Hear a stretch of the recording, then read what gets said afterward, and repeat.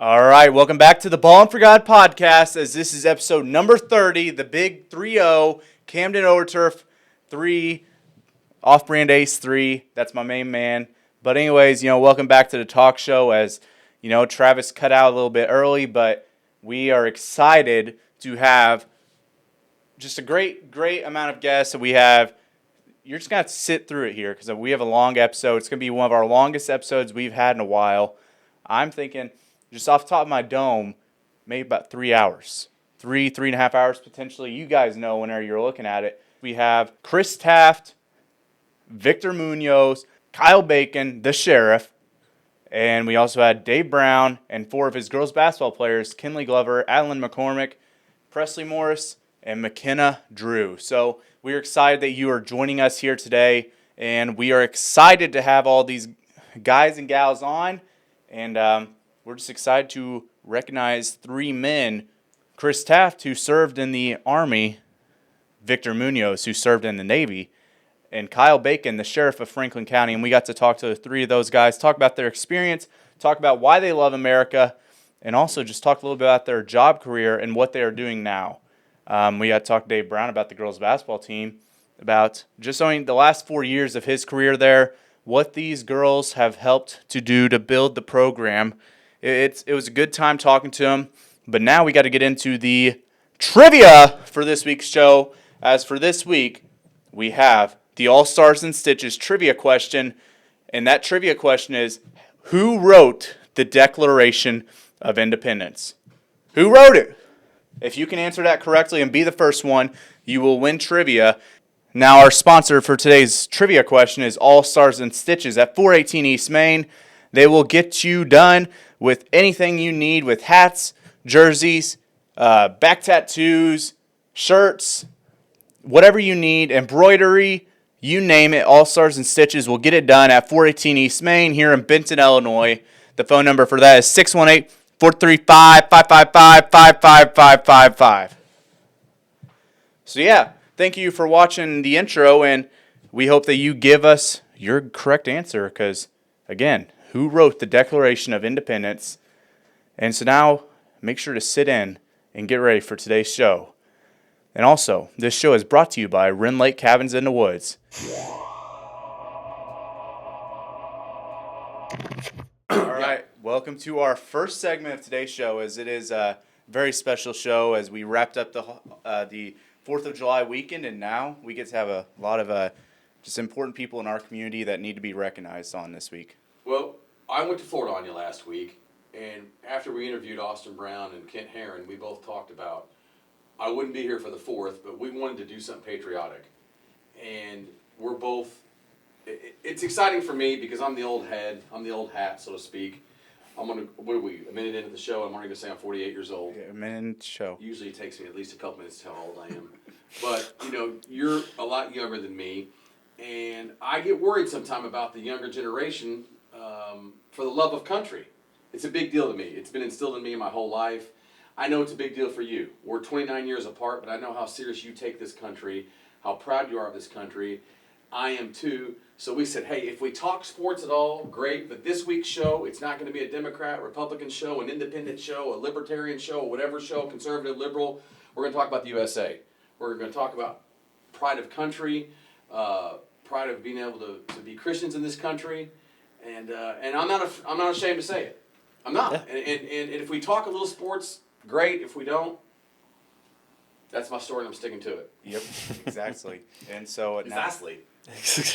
But we have our first segment here, and Kris, you want to just introduce yourself and tell us a little bit about you and kind of what you did growing up? Yeah. Okay. So I grew up by Kankakee, which is about an hour south of Chicago. Played high school ball down there, BBCHS, and then after. All right, what's that stand for? Bradley Bourbonnais. It's right next to Kankakee. Is that where the Bears used to? Yeah, Olivet. Yeah, it's right next door to Olivet. Nice. Look at you. Packers fan. Packers fan. See, if you would have said Packers fan, I might have been like, hey, bud, can't make it. You know Packers fan. That's rough. Anyway, so after that, I moved to Arizona. Worked in the prison system there for Sheriff Joe. I don't know if you've ever heard. What side of the bars were you on? Right. Yeah. But he he kept his inmates in tents, and the chain gang was big out there, and so I did that, and then I just felt a bigger purpose to help serve my country. So then I got to talking to my dad. My dad just kind of threw it out there that I was the only male so far on his side of the family that hasn't served.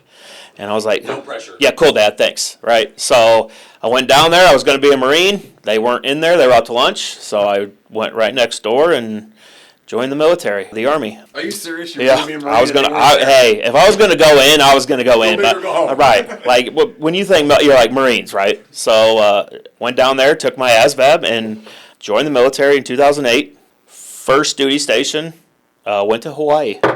Was not expecting that. You know, they give you a wish list. I put in my 3. Didn't even consider Hawaii, and they had a shortage, so they sent me out there. Got into a unit as a military police officer, just working the road as a normal police officer does, just on a military base. Was like I didn't join this to just be writing tickets for people. So I joined the line unit, and then we deployed to Afghanistan 2010 to 2011. That was interesting. Got a Purple Heart in February of 2011. Got hurt pretty bad. Came back, and then as soon as we came back from Afghanistan, me and my wife moved to New York. So we were stationed in New York. And she got pregnant with our son, Caden. Shout out, Caden. Big fan of you. Taft. Yeah, Kane Taft. Big follower. Big time. And Riley, can't forget Riley. Yeah, Sweet. she'd get mad. She got pregnant with Caden, and we were like, we don't really want Caden growing up, moving every 3 years. We want to kind of just settle down. So we both decided to get out, and we moved to Utah. All over the world. Dude, you name it, I've probably been there. Moved to Utah. We're there for a few years, and then we came back here to be closer to my parents so they can be around their grandkids more and see their grandkids. And then got to working in the school district. Okay, and then I coached baseball. I coached Brody. Gave up baseball. Now I'm coaching girls basketball and the head coach of the girls softball program. So I just started that. Yeah. Congratulations. I know. Let's go. At the junior high. Yep. So me and Braylon Miller will be. That's awesome. Yep. And we'll be. She was a stud. Yes. Well, Tremendous player for sure. Gonna lean on her a lot. One So of the 43 Miller girls. yeah. Now on the God side of it, I grew up in church. Went to Grandma Southern Baptist. You got to go to church every Sunday. Just felt like it was forced. Wasn't into it. Like, just okay, fine. I just want to get home for the Bears game. Like, as long as we're home for the Bears game. Bears, right. That's right. He's up in Chicagoland up there. And then just never had a relationship with God. Joined the military still. I was just a young kid, dumb, doing my own thing. And then I deployed, got hurt pretty bad. Came back, still struggled, never found a purpose, just kept moving. And then after we got out, me and my wife kind of hit a real rough patch. And What year would that have been, Chris? that would have been 2015. 2015 was when things got, so 2 years after I got out. Things got pretty tough. We moved back here, still going through the funk that people with PTSD, have. Then my wife went out and applied for Operation Heal Our Patriots, which I don't know if you know anything about. Franklin Graham. Do you know Franklin Graham? I've heard about that. The Billy Graham's kid? I know Billy Graham. Okay, Yeah. so his I don't know the operation as well, but I know Franklin Graham. He's Yep. taken over for Billy. So they One of pay. the biggest evangelists in the world. Awesome people, awesome family. She applied for Operation Heal Our Patriots, which is all funded by the Grahams. Wow. They take 9 couples a week for a summer, every week for like 2 months, and they take you to Alaska, and you just are off the grid. You get into the Word of God, and you really find yourself. There's you and your wife, and you just disappear for a week. Like, they treat you 5-star. You get all these meals. It's unreal. And me and my wife, we rededicated there in Alaska. And it's been life-changing. Came back after Alaska, and that you get back and you're on that high, and then you kind of just, go through the motions again. And then you're just down. So I got down again. Every year, OHOP puts on a reunion of everyone that's gone to Alaska. They pay for you to go to Florida or Colorado, and you just meet all of these hundreds and hundreds of veterans, and you just get back into the Word and have a reunion. We were there, and I was listening to Daryl Strawberry gave his message. I've seen him speak. Oh, he's awesome. Yeah, that's a message that I recommend everybody listen to. He was in Mount Vernon a few years ago. I took the boys. He's unreal. And then this last reunion, we were there. Franklin gave a sermon, and then he left, and he went to the White House Correspondents' Dinner. And that's when the shooter or whatever tried to go in there. So he was just with us 12 hours, and then the next 12 hours he was there. And when his son came out and said that, something just hit me where it was like, the future is scary. Yeah. What is happening in the world is scary. Yeah. And I just felt like I'm in a position now where I'm with kids every day. Sure. And I can't help those kids unless I help myself first. So, when the Holy Spirit hits you, it hits you. And, it was so overwhelming. And then since then, I'm like, everything, so it's been since February. Since February, everything has just been, I'm approaching life differently. We got to help these kids get right. And if we're in a position to do that, we need to do that. And we were just talking, social media, we cannot be letting that run our kids, parent our kids. And it's just scary. These kids they go on it and they get away from the church, and they get away from the Bible, and they just... It becomes a god. It does. And I'm 48. How old are you, Chris? I am 39. You're 39, Russ? 19. No. It can take over anybody. Just like that. I was telling them about it. I've seen it in just people close to me, my friends. People just let it control them, and it gets what you want on there. It's called a For You page, and it puts on there what you want to see. Scary. And if you don't want to see what God's doing in your life, you can put something else. Yeah, on anything there. in there. Yeah, anything. Yeah. And I think that's terrifying because every kid has a cell phone now, and it's that easy for them to just, and they're so young, they're just like, oh, well, I know this person's famous and they're doing something crazy, I might as well do it too. And it's to build on that, even up until 25 years old, our minds are still growing. So even at 21, 22. My waist is growing now. My mind stopped growing, but my waist is growing. I've heard that your mind apparently stops growing at 25, but then it starts dying at 35. Thanks a lot, Russ. I'm Yeah. 48. 48, third time I've seen it on the show so far. there you go. Chris is 39. I am. I feel like 89. We both are big into, we talked about this, and I know you're going to get going here for a minute because you got softball, but talk about, I worry about this and he worries about it, and I'm thankful that he approached me about wanting to do a show that wasn't just sports. Yeah. But talk about the love of country and God for you and what that means. Oh, it's everything. It's a pretty big part of my life. Yeah, it is scary, the social media thing, but it's what we fight for. We fight for people to be able to show what they feel, and it can be scary. I'll just say we need to get back as a country like we were on September 12th, 2001. Because September 11th was the worst day, right? But after that, everybody was American. Everybody was in it together. You want an R or a D? Right? My dad's in politics. We're not going to talk politics, but Yeah. who cares? Yes. Who cares? No, you're people You're an American. First. Right. Just to see, just to be through, some of my buddies not making it. You've seen a lot, haven't you? Yes, I've seen, and we can go on I could tell stories for, days, but it'd be scary. It'd be a scary podcast then if we started doing that. But just how much it's meant to see my brothers and sisters that haven't made it back. It means a lot, and we need to bring that camaraderie back as a country. Stop with all of this divisiveness in the country. After looking at how much America has affected you as a person, but what's it mean to you that you look at other countries, there's countries that you can't be a Christian, you just simply can't. Right. You're gonna get killed if you're not. You've been in them. Yeah, it's a different world. People take that for granted. They think just because they're able to say what they want, that no matter what, it's right. But you go to Afghanistan, and you won't. I mean, women, you can't go out without being fully covered. Like, kids are out there. I mean, you got 5, 6-year-olds raising 2-year-olds. They have their kids, and you're gone. Like, they're just gone. They take for granted what we have here as a country, and I mean, it's sad. But again, I mean, that's what we fight for, and sometimes you just gotta wear it and move on. But that doesn't mean we can't try. We can't try and show them exactly what this country is, and it's the greatest country in the world. And Not even close. not even close. Yeah, and I think that part of that is getting back into the church, getting with like-minded people, and seeing like, hey, this is a great country.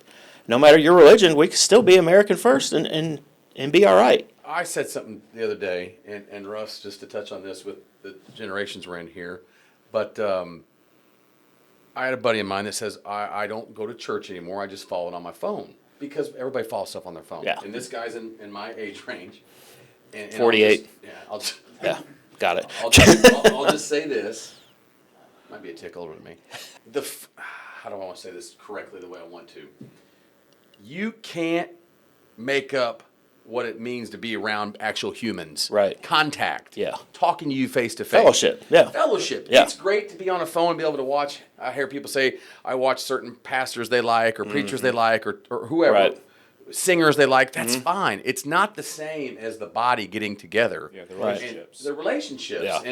And I think that's the one thing that scares me the most about the phone. It's made people, once again, I don't care if you're an R or a D, I Yeah. don't care if you vote. Yeah. People need to be able to speak to each other. Right. We're all With some human beings. respect. With some Yeah. respect. Yeah. I mean, we can have people come on this show that have different opinions than us, and Yeah. I'm sure there's been people that have been guests of ours that didn't have every view that you and I have. Right. I still love people. They're Americans. They're Yeah. human beings. We have to figure out a way to get that back to Yep. society, because if not, your society will crumble. Yes. Yeah. You know? I'm off my soapbox for a minute. There you go. But, you know, you have a couple more minutes here before you have to. We're going to make him late. But I want to ask you, because obviously you said you were talking about your wife and your kid. Can you tell us a little bit about them, you know, how you got to know them and you know, how important they are to you? Yeah. Oh, I mean, they're my world. If it wasn't for my Everybody's life, name and everything. yeah, if it wasn't for my wife, Christina, shout out Christina. She was in the military too. That's where we met. But if it wasn't for her, I wouldn't be here. There's a 0% chance I would be here. She's the rock of the family. She's kept us sane, which is, if you know Christina, that's pretty crazy to say. That's how wild we are. So met my wife in Hawaii. We deployed together. Came back, and then we got married, and then moved to New York. We had our son Caden Taft. Shout out again. Shout out Caden. You'll be in what grade will Caden be? He's gonna be in 8th grade. 8th grade. Isn't that crazy? You watch it, buddy. They'll be like mine. 8th grade. Yeah, getting ready to play baseball. Riley Taft. She's gonna be in 5th, and they can try out for sports now. That's awesome. Yeah, which is She can great. play Build for the that. program. She is. Yeah, she's going to, whether she likes it or not. Both of your kids have had to play for their father. Yes. Yeah, and you've seen how I coach, I know Kay. how Yeah. you coach. Yeah. I know how you coach. Um, Tad intense. yeah. I'm that way. I'm good with that. But there's a way to go about it though. Everybody gets coached differently. I mean, you got. That's what I think is how you become a successful coach. Is you can't coach everyone the exact same. Every kid takes coaching different. Yeah. So I met Christina. We got out, and then we have 2 kids now. And How'd you get to Benton, Kris? this is where my grandpa grew up in West Frankfort. Really? So he moved back down here, and my parents moved here to be with him before he passed away, and they just stayed. So then we were like, hey, Benton seems like as good a place as any. I'm losing my mind. I'm sorry. 48. His 48-year-old mind. 48-year-old mind's almost gone. It might have been thunder. Yeah. Because Yeah. someone knocking. Russ, fire away. Give him a couple more. I got to before we get ask, out of you here. mentioned Utah. Yeah. I've heard Utah. They're big on sodas, is that right? Like, don't they have like a bunch of You soda can't. drive-thrus? I mean, Serious? yeah, they do. They have little shacks, which is, I still call it pop. I'm from up north. It's pop. Pop. My mom I mean, from up north. Everything was but Coke. yeah, but Coke or pop. But I mean, I don't know if you guys are familiar with Mormon religion, but you can't have caffeine. It's a different world out there. I mean, yeah. I couldn't make it without caffeine. So what are you Listen. talking about, Russ? What They do. They have pop. I mean, everywhere you go, there's a little pop shack everywhere. Yeah. because of non-alcohol? Is that why they do it? I don't know. I don't It know. could I was be. just watching a video on YouTube one day, and I saw this person say, "We're gonna try every soda drive-through here in this town," and I was like, "Okay, let's see how." And he went through like 8 different soda restaurants. Soda restaurant. No, I mean, Utah's a different world How long were too. you in Utah? We were there from 2013 to end of 2015, beginning 2016. And when did you completely get out of the military? Or are you still? No, inactive reserve is 5 years after, so 2018 You were in technically. for how long total? So 5 years active from 2008, 2013, and then inactive reserve, which is, I mean, if we go to World War III, they could call you. Well, not that they would take me. They'd probably been like, "You're good, man." But inactive is you can just do whatever. I mean, you're not going to get called. But so 5 years total. Probably if we didn't have Caden, I probably would have done 20. I probably would have stayed in 20 years and kept going. But like I said, we made that decision as a family to try and do what's best for our kids. Whether it was right or wrong, we'll find out here in the long run. But that's what we decided. So What do you say, Russ, to the not Russ? I'm looking at Russ. Kris, what do you say to the young man or young woman out there that's maybe thinking, I've kind of lost hope in this country, and I mean, what you've seen the good and the bad of the U.S., man. yeah, You've seen it. I mean, you've seen it, man. Yeah. Man, I'd go to the local VFW. Go talk with some veterans. Go talk with some old school. Go to a VA and see these people. No one likes to talk more than veterans do. They'll come out and talk to them about stuff, and I think that'll really get you to change your perspective on the country. And they'll tell you. I mean, a lot of them won't steer away from how they feel. We're veterans. We're going to tell you how we feel, whether you like it or not. But I just research. Don't just make a decision based off a tweet or a Facebook post or whatever. Be your own person. Think for yourself, and I think that's a problem we have. We don't think we let people with 1 million followers think for us instead of us thinking for ourselves. I agree with that. I think that a lot of people need to hear that. Yeah. I That That could I be don't on think an ad. Yeah. It could be. We don't say this enough, and he and I talk about it. I know you got to get out of here. We're still the greatest country on the planet, Yeah. man. You're right. Not even There's close. freedom here. There is, and people take it for granted. There's freedom to but they don't. disagree. But I mean, again, can we be mad at the ignorance because they don't know? Like sometimes you just got to be like, you don't understand how good you got it. But I mean, I'll pray for you. And What do you think it takes, Kris, to get back to where you'd like to see it? What's it take for this nation? I mean, getting back into the church. Get back into the church. Get back with people that are American first. And I think the big part of that is the church. Get into the church. Talk to people. And I mean, you'll meet the right people and you'll go. I mean, surrounding yourself with people that don't think for themselves is just going to make this problem bigger and bigger. And I think us as parents have a bigger responsibility to fight this head on. Have dinner at your dinner table. Talk about your day. Put the phones up. Pray. Make your kids pray before dinner. Ask them how their day was. Ask them what they can do. I mean, you got these phones. Ask ChatGPT, what can I say about the Bible at dinner if you don't know? Yeah. And they'll come up with ideas. Sure. Talk to your kids. I mean, you can't let video games and social media run your family. And I think that we get back to that, we'll be great. I heard. There it is. There it is. That's my. I'll let you close down. You want me to give you this story real quick? Give me the story. 'Kay. So here's the thing. I ask people when they come on the show the last several months to bring us something so we can put it on our table so when you can watch our show on YouTube and different Right. things. Well, now I have to. Yeah. Yeah, and I asked you, will you bring me something? So- Right. Okay, so this is our 8th Military Brigade insignia. Okay, we wear this on our dress uniforms. It shows what unit we were in when we deployed. So this is so when you see a veteran with a patch on, a combat patch is what we call them, and this one is the one that I served under when I went to Afghanistan. So this is 8th MP Brigade, and I served under 552nd MP Company. And they were created World War II, but they did a lot of work in Vietnam War, and they're based out of Hawaii. They were in Korea first, and then they moved to Hawaii, I think, in 2007, I want to say. I could be wrong, but I think that history guy, you can check me on that. I think it's 2007 is when they went to Hawaii, and so they've been there since. And so this is what I wore on my dress uniform when we would get all fancy in our dress blues. And so I brought you that just so you can. Put it up here, brother. Yeah. Oh, yeah. It's awesome, Go. man. Yeah. It's awesome. That's yeah. I love it. So thanks for having me, guys. It's awesome. I appreciate you coming on. Yeah. I think that, as me and Travis talked, we talked about this upcoming week, this week and this past weekend meant a lot more than I think people thought. I mean, people are all about shooting off the fireworks and everything, Yeah. but, we got to recognize you guys that did a lot for our country, and people honestly forget about it. And We're not here without what these guys have done. Yeah. Right. Yeah, for sure. But I appreciate Sorry to you. get me to shut up, but we'll have you on again when you have Yeah. more time. And Yeah. Say this real quick. You got to go where? You have a shirt on that says. Hey, I thought it was Breaking Bats. I thought it was a meth shirt. I thought it had a Breaking Bad shirt on it. Shout out Breaking Bats, a Marion League softball team. Is this co-ed or? No.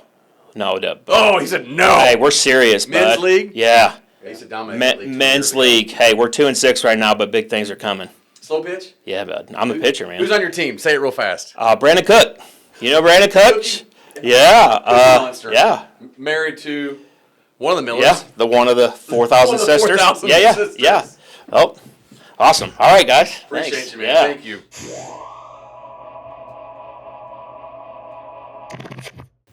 All right. Welcome to our second segment of today's show, as we have a Blue Angel on the show.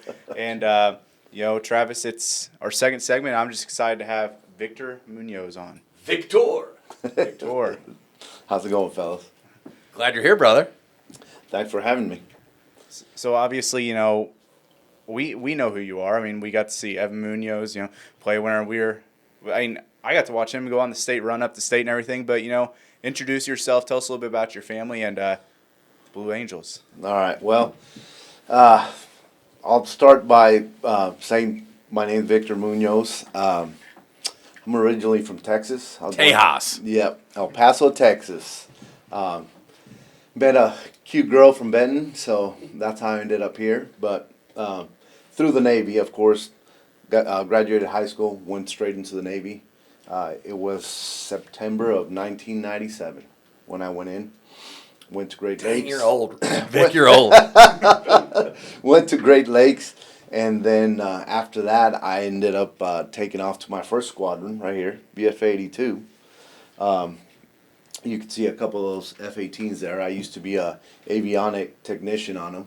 Used to work on radar, radios, weapon systems, any type of sensor. That's what I worked on. I did a cruise on the Kennedy.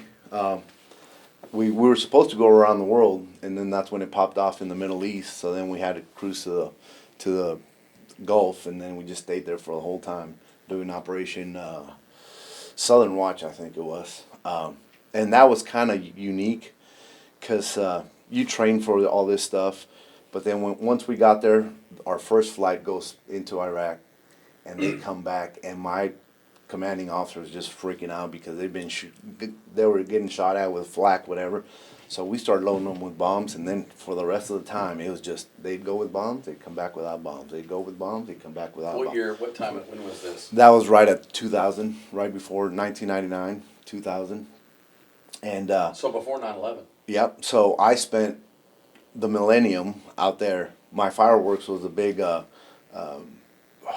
sea whiz. And they just lit up the sky, and that was our fireworks. And we were just shooting the sea whiz out there. So I spent the millennium out there, and then, of course, it was a unique experience, I guess. For us, we always thought, like when we trained, it was nonstop flights, bombing, this, right? Once we went to Iraq, it was different because they would take off, and it was so far, they'd be gone for 6 hours, 8 hours, and they come back. So a lot of times we'd load them up, fuel them up, and they take off, and then we wouldn't see them. And then right before they land, we'd load them up again, they take off, and then we're done. And then the next crew would catch them. was kind of unique being out on an aircraft carrier. But that was my first deployment. Now I was on the John F. Kennedy. From when to when were you on the John F. Kennedy? Well, it was just for that deployment, so I was just 6 months. It was right before 99 to beginning of 2000. We deployed for 6 months. Then I was starting my next workup for my next deployment with the Roosevelt, and Teddy? and that was right when 9/11. 9/11 happened. Sorry, 9/11 happened, but I got in a car accident, so I didn't get to deploy with them. I was in a bad car accident, so they deployed, and they ended up staying out for a year. I came back, got in a car wreck, so I didn't deploy on that one, and I was really on medical hold for a year before they let me go. And during that time, I had kind of set up a job to go work at Boeing, integrating wings on JDAMs, bombs, and but I couldn't do anything because I was in a car wreck. So once they released me, they go, "You got 15 days to figure out what you're gonna do." Wow. What are you doing? No pressure? Yeah, what do you do in 15 days? Wow. So then I re-enlisted again for 6 years, and I got orders to Pensacola to be an instructor and teach the new guys coming in what I was doing. So I did that for 3 years, which was a really, really cool duty station. I learned a lot. Teaching is definitely a lot harder than you think it is. And I wasn't a teacher, I was an instructor, so it's a little bit different. But it was something that I really, really enjoyed doing. It was really fun. While I was there, one of my buddies goes, "Hey," because it's in Pensacola, the Blue Angels flying around. He goes, "Why don't we apply for the Blue Angels?" I'm like, "What are you talking about?" Because I was getting ready to go somewhere else, right? And I said, "What do we got to do?" So he gets me the packet, apply, and me and him both got selected. So we go to the Blue Angels, so we just switched over there. What is the Blue Angels? I mean, for the average person, what's that mean, the Blue Angels? All right, so the Blue Angels were created as a recruiting tool. It's been a while, so I can't remember the exact date, but it was right after World War II. Okay. It got created to go around the United States recruiting people. So it's a demonstration squadron, and it shows the abilities of the Navy's airplanes, I guess, what they can do. So all the people get to see them, and it actually does work. Everywhere we go, we get a lot of people from them. They do these big shows, right? Yep, we do air shows, and every weekend you're a different city doing air shows all through the United States. If you get lucky, you go to Canada, you go to, I think not too long ago, they went to Europe. They had one in Mexico, so you do go international, but that's very rare because it's really expensive. So we do that, and then, of course, the Air Force has a Thunderbird, so we always kind of compete with each other. Now, of course, the Blue Angels are better, but that's just... It's a given. Hey, Yeah. I've seen both, and I'll give the Blue Angels a nod. Yeah. I saw the Blue Angels. It was in Evansville, Indiana, Yep. I think, and it was pretty sick to see. It was right there on the riverfront, and I definitely go see them again. Yeah, it's a fun ride. Now, Emily obviously is from Benton. She was Emily Odom in high school. Yep. A lot of people know the family. Did you guys meet in Pensacola or? No, funny story. Here we go. My roommate in my first squadron is Phil Durkins. I know Phil, classmate of mine. Oh, PJ is a classmate of mine. So me and him ended up being roommates, and then we used to play a lot of basketball together. I've seen you play basketball. So we'd go play a lot, and we became really good friends. And then Phil was getting married, so I came back with him as his best man. And then, of course, Emily was the maid of honor to Kristen, and that's kind of How how we could she met. say no? This stud From the Blue Angels. I saw the picture you showed me in there. Tall, dark, and handsome. I saw the picture in the back of that, one of those right there. How could she say no? Yeah, well, How could you say no? that's right. That's right. I think I got the better deal. So I would say that. So yeah, so it's a flight demonstration squadron. What's really unique about this squadron too is like a squadron that goes to war is probably twice the size as a Blue Angels. So we do a lot more with a lot less, and you got to get cross-trained. So everybody on that team is really good at what they do, and they just, I mean, they're on it. They're on it, and it's pretty cool. It was probably the coolest job I'll ever have in my life. It was unreal. When did you get out of the Navy? 2010, December 2010. Yep, and this was my last duty station, so it was a little bittersweet, but it was tough. It was tough adjusting, getting out of the military, going to civilian sector. they always say that finishing with the best is the best. You know, you get it's the last taste in your mouth. Yep. But you know, now that you kind of wrapped up with that, what have you been doing the last several years? So before I left, my brother-in-law was a lineman.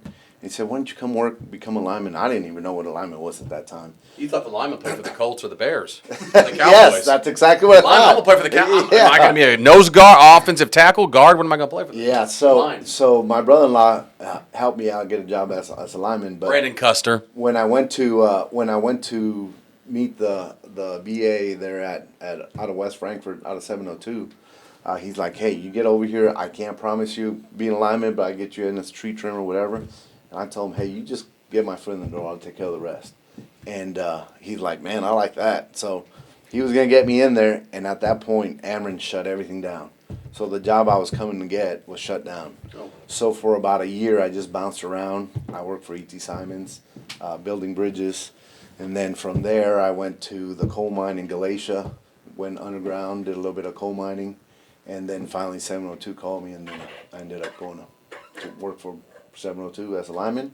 And now I'm working for Ameren out of Mount Vernon as a lineman. Sounds pretty cool. I tell you what, two things stick out to me in that story. Worked at the Galatia mines. I think that's really cool. I have connections over in Galatia, and then working on bridges. You'd never see me doing that. I hate bridges.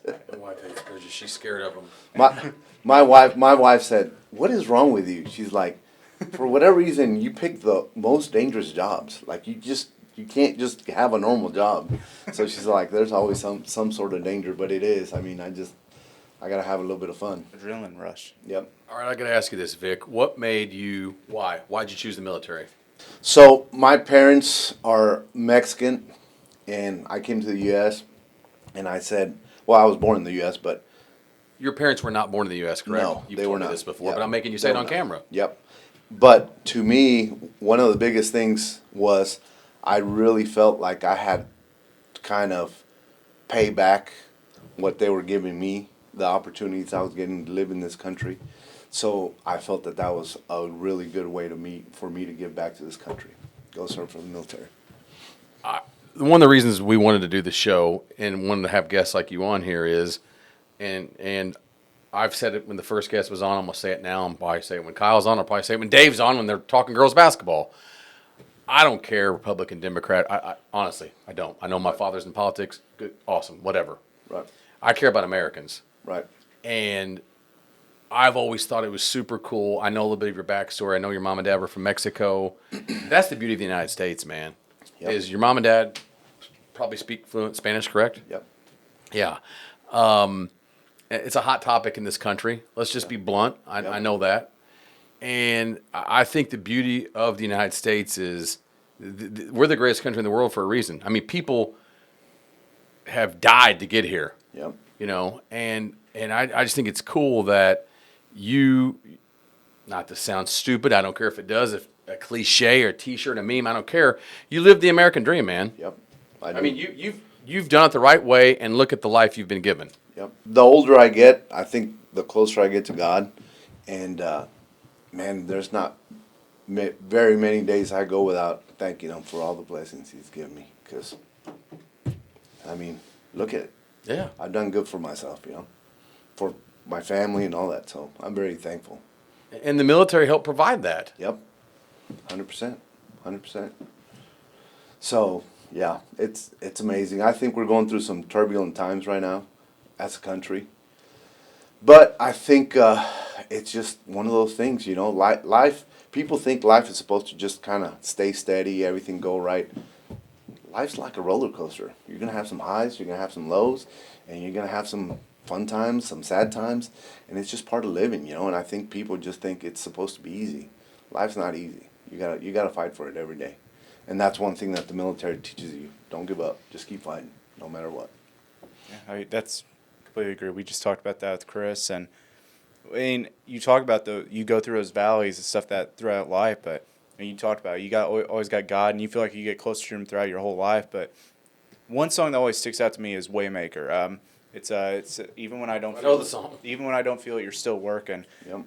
But I think that's something that people in this world they've got to start, leaning on more. And But I mean, do you want, if you feel comfortable, and do you want to talk about your walk with God at all? And Oh, yeah. I would like your testimony right now. Yeah. Vic, I would like your full testimony right now.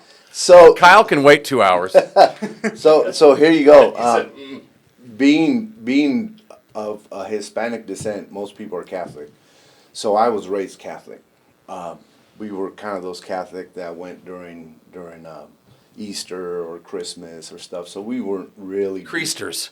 Christmas, Easter, Creasters. Yeah. Creasters. So we do that. So we weren't really big on church, but that was it, right?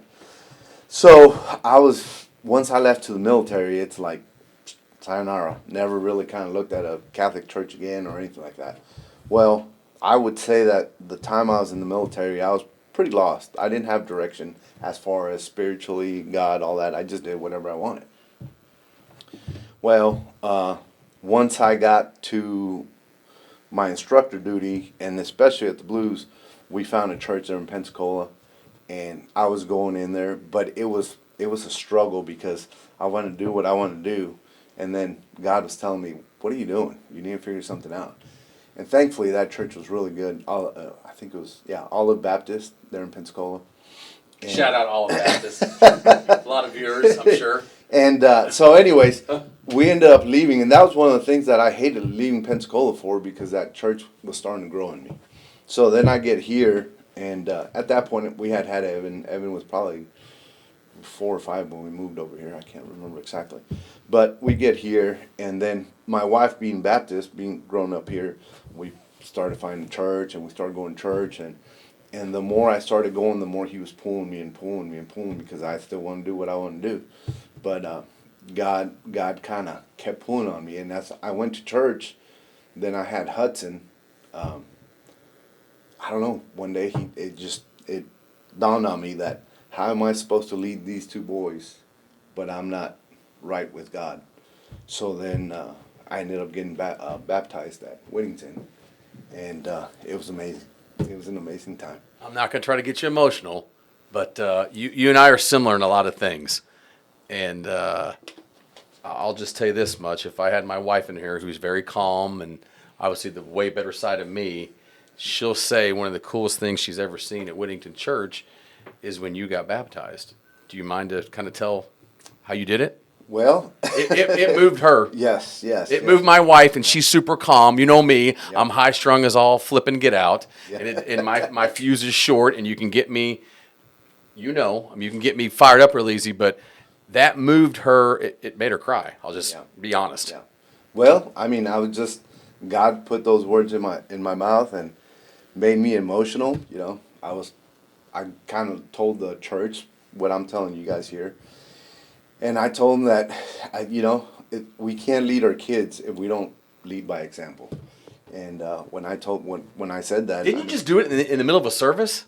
No, it was after I got baptized. They asked me to say something. Oh yeah. That's what I said, and I said it'd been eating at me that I wasn't baptized, so I got baptized, and it's kind of weird because I was 36 maybe at the time, and that's kind of what happened, and I don't know. It just thankfully he took care of me when I wasn't faithful, because I had accidents. I had so many things that could have gone wrong, and he was still taking care of me, even though I wasn't paying attention to him. And I thank him every day that he blessed me. even if you're so far away, God will still pour into you, even when quite literally, you're not putting anything into it. Yeah. I think it's just Russ is preaching. cool to see that type of stuff. Yeah. Yeah, you talk about car accident. I was in the military. We come back from deployment, one of our deployments, and there was 6 of us in a car, and the driver fell asleep, and we flipped, I think 6 or 7 times. 4 of us got ejected, me being one of those, and nobody died. There was a nurse, a helicopter nurse coming back from Savannah, Georgia, stopped on the scene, like she was literally like right behind us, stopped, didn't call the ambulance, she called the helicopter, and she saved 2 people that would, like if they would have called 911, they would have died. None of us died in that car. How? How did that happen? You know, it's amazing. Vic, I'm going to ask you this, and we're going to, with a different guest tonight, kind of talk about this, but if you don't mind, I worry. You know, you've got a 20-year-old and a 14 or 15-year-old. I've got a 19-year-old and a 15-year-old. Russ is in that generation. I talked with Kris Taft, Russ and I did before you were on, and these things are great, but they've created a lot of division in this country. Yep. You know, and what do we get back to as a nation to get people to be able to talk to each other? And I don't care what political party they're in. We're all Americans. We're humans. We're humans before anything else. Right. We're all God's children. Right. We can have different views. We can have different opinions. We can have different this or that. What's your take on that? Well, as far as the phones go and social media and all that stuff, it is very divisive, but at the same time, God's using it for good. There's a lot more people being reached through that than I think that you could have. It's hard to get people in church, but through that, you could see a video, you could hear something, and it reaches people that probably would never be touched as far as that. I think it's a gateway to get them into church. Right. But like anything, it could be a bad thing or it could be a good thing. Sure. And it's like me and pizza. Right. Exactly. You know what I mean? It's like me and exactly. pizza. Now, as far as divided, I'll tell you one of the coolest things about being in the military. When you're going through boot camp, they tell you we're all one color. You know, we're blue. We're green if you're an Army guy or a Marine or whatever the case may be. There's no skin color does not matter. You love each other just the same because he might be here one day and he might not be here the next. And if that can happen in the military, it can happen anywhere. The biggest thing that we're going through right now is that there's people trying to manipulate us as a society so they can gain whatever they want to gain, power, money, whatever it is. And eventually, the truth comes out, and I think everybody's going to come together. And I started seeing it in his generation, my boy's generation. Number one, they're not scared to stand up and say they love God, they love Jesus. You know, I'm like, when I was in high school, I was scared to death. you'd get beat up if you said something like that. I was scared to tell people my dad was a youth pastor. I was scared they'd beat me up. Yes. My dad tried to get me to pass out these Christian papers at the high school, and I'd always lie and say I passed them out and throw them away. Yep. Thanks, Dave. And I think I didn't throw them all away. I kept some, Dad. and I think nowadays I'm too honest, Vic. I think nowadays the younger generations, they're not scared. They're more courageous than us when it comes to that, you know. I agree, man. And so number two, we're kind of going through some hard times, but you know what? That's what you need sometimes. You need a little bit of turmoil for you to realize, have a good perspective on life. And I think that's what we're going through right now. I think people are starting to realize that, hey, we need to stand up for the right stuff. We need to do the right things. And I think people are starting to finally wake up. My grandma's 91. My mom's mom. My grandpa just passed away a couple months ago. He was just turning 87. And so I asked my grandma this the other night. I asked her, I mean, think about it. If you're 91, you've lived through a lot. 4 in this generations. country. And she said, Travis, there's been a lot of bad times in this country. There have. Mm-hmm. I mean, she came when she was born, it was right after the Dust Bowl. Help me out here. Great Depression. Great Depression, Yeah, she yeah. came in. That's when her Right. family had, you know, and she flat out told me, she said, we've made hard decisions in this country for a long time. We've been through a lot. We can get through this. Yep. You know, and it's one thing if a 20-year-old says it or a 40-year-old says it. She's 91. She's seen a lot. She's Right. seen, I mean, Right. but one thing we did talk about, and I try to get wisdom from people that have been through a lot, is, and it's one of the reasons we like doing the show, and it's the reason why we do the show. I like to talk to humans, Right. not just text you, Yes. not just call you on the Yes. phone, but see you. Yes. And I haven't seen you in a long time. We used to play basketball together. I haven't seen you in a long time. I miss seeing you, brother. Yeah. You know what I mean? Yeah, I mean, yeah. the phone can't duplicate that. Correct. The phone can't. I think I don't care if you're standing over there and I'm ultra conservative and you've got every far left view there is possible. You're one of God's children, and so am I. Right. There's common ground with everybody.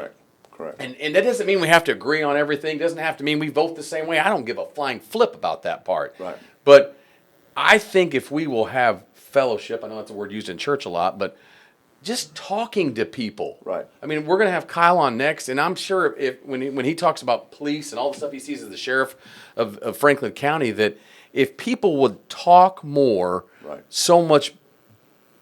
Does that make sense? Yeah, I think yeah. the phone has taken that where 100%, people 100%. people just want to text. 100%. It's not the same. But see, this takes me back to the phone. A lot of people are getting their information off the phone. But Sure. they're not really doing their research. So they go into a lot of arguments thinking that this is the way it is. And then once you get to the argument, you realize, I don't even know what I'm talking about. Yeah. And that's where a lot of people are right now. You know, but I think moving forward, especially with these midterm elections and then the next election, the next two elections, a lot of people are going to wake up a lot. Why? Because it's hit their wallet, it's hit their family. So now people are starting to pay attention where most of the time they just forget about it, you know? So that's just where I feel. I feel that we're still the greatest nation in the world. Something about Americans, man. We're just built Resilient. We're Oh, yeah. built different. And I'll tell you this, one of the best advice I could tell anybody, leave this country. Go vacation somewhere else. And when you come back, you're going to appreciate this country so much better. And I don't care, you can go to Aruba, which is a beautiful You just place. went there. But which is a beautiful place. But you know what? You're going to come back and you're going to, thankfully I live in the United States. How about Aruba, Bahama, come on, pretty mama too. Hey, talk about what you were telling Travis about the red light on your phone. It keeps people off. Yeah, tell us about that, Victor. Yeah. Well, I just found out about a red light, and my son actually helped me put it on Which kid? Hudson. Huddy, he's going to be a freshman. I'm just going to let you guys know this red light's a game changer. Of course, he knows how to do it. I knew how about it, but I didn't know how to program it on my phone. Anyways, you normally have the blue light, and it really keeps you from sleeping, makes your eyes blurry, whatever. And you put a red hue on it, and for whatever reason, it works. You're not addicted to doom scrolling and all that stuff. Something you guys ought to check out.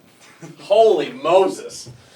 Vic, I don't care if we talk about anything else. That's a game changer right there. I think it's a game changer for sure. I was telling him about it. I mean, at 10 p.m. every night, it comes on, and it just helps me out a lot. I mean, you talked about it. You might scroll a little bit, but you get a little bit deterred just because it's just. Yeah. I will touch on something with sports because Yeah. I want you to talk about that little aspect of it. How you've been in the military, Yep. You're a Christian, you've been in church. Kind of talk about how sports kind of intertwines with those, with God and country. Well, Kind of the good and the bad of sports. We both love sports. That's how Yes, we've yeah, met each other. yeah. We've been around each other. We've coached together. We've watched a lot of ball games together. There's crazy pictures of you and I holding up defense signs 15 years ago at Benton High School basketball games. You know what I mean? oh yeah, we love sports. Yeah, definitely. Sports. I am a very big proponent for sports because it teaches you discipline. It teaches you how to win, how to lose. It teaches you to be around people, have those conversations. Differences. Yep. It teaches you to learn how to take criticism. Can we cut that part out? I'm not good with criticism. So it teaches you a lot of things. Plus, man, it teaches you how to have a little fire in your life. You know, you gotta go after it. Whether you're in a single sport or you're running cross country, you gotta learn how to overcome. Or you're in a team sport, football, basketball, baseball. You gotta play with each other. You gotta learn how to talk to each other. You can't just be yelling at your teammate because it's never gonna work. So you have to come together as a family, as a group. And that's the same thing that translates to the military. It's the same way, you know. And there's some guys that are just going to be successful at it, and some guys that won't. And they just got to move on as far as that. So then Christian, I really believe that God has a path for you, especially in sports. Sometimes, like in the case of my son, they went to state. If they would have had Luke Melvin play, we would have won by 7 to 10 points. My personal opinion, but it just wasn't meant to be. Twisted his ankle the game before, and it just happens. Now, was that one of God's ways to teach some of them boys? Hey, life's never going to be the way you expect it to be. You need to kind of keep moving forward. You know, I don't know. It's something that maybe later on they'll figure it out or not, but. It's one of those things that is so weird. We're so healthy all year long, and then that last game, it happens. Well, it just shows that life can change so fast. Yep. And if we put I keep the book. Ron makes me keep the book so I can't get kicked out because I'm super loud and nuts, absolutely nuts. And, life isn't, it's tough, man. You've lived it. You've seen the ups and downs of life. Yep. And I'm bad about it. I've made sports an idol in my life. I have. Yeah. I mean, God's had to check me probably every day. Yeah. And there's times Melissa will be like, if you were more worried about your sons, blah, blah, blah, than if they've taken so many shots today or if they've, and I have to be careful with that with priorities. Yeah. And maybe that's what God was showing, not that he wanted Phillips to win a state title and Benton to have a second-place trophy for the next trillion years, but you know what I mean? Right. I mean, the bigger picture in life is the sports is a microcosm of life. Right. People have said that. It's been used a million times, cliched and everything, but you got to be able to work with others. Things aren't always going to go easy. Right. It's not always easy street. Yep. I mean, if you look back, Russ, you'll look back 20 years from now and think, wow, look at how many things have changed from what I thought I was going to be doing, Yeah. And I think that's one of the big things that God, to kind of prove that he's in control, is we have to put our faith and trust in him. Because if we don't, Yeah. this life's hard enough. Good luck. Yeah. Yeah, good luck. Take luck. And what does most coaches that I had, one of their biggest things they always said is you learn more from losing than you do from winning. I just hate losing. I get it. I get But it. they're right. You do learn more. You learn more about yourself. And- If you and- just win. Yep. And as painful as it was for that group of kids, who knows? Maybe that helped them out in life. Maybe that gave them a better perspective. Maybe, and I can guarantee you it wasn't that next week or the month or even a year after, but as they grow on and get older, it might give them a different perspective in life, Russ, finish it up, brother. I gotta. You are balling for God. You are the man. I want to ask you, and because we didn't get to ask Kris this, but I want to ask you, and what was your favorite part about being a part of the military, being a part of the Navy, being a part of the Blue Angels? I mean, it doesn't have to be just the fun part. It doesn't have to be a serious part. I mean, what's your favorite part about saying, hey, I'm a veteran? It's actually the best part, but it's also the hardest part, especially when you get out. The best part about being in the military, and I don't care if you're in the Navy, I don't care if you're Marines, Army, Air Force, Coast Guard, whatever, is the camaraderie of being together. There's something special about he's from Benton, I'm from El Paso, he's from Kentucky, and you come together and you become like brothers. It's crazy how it happens, but it happens. And you grow to lean on each other unbelievably. And you build those bonds, right? But whenever it's time for you to leave, it is the hardest thing because you miss that so much and you can't find it anywhere else. The military is about the only place you can find it. Why? Because when you throw a bunch of pigs and a bunch of poo, it sucks. But afterwards, you're just in there laughing, we're rolling in poo, And that's what the military does. That's what the military does. Do an advertisement to get people in the military right there. No, Rolling in poo and we're laughing about it. No, whenever you see hard times, while you're going through it, it really, really sucks. But once you're past it, you look back and you're like, man, that was some of the funnest time we had. And a lot of people say that about boot camp. It sucked. It just sucked.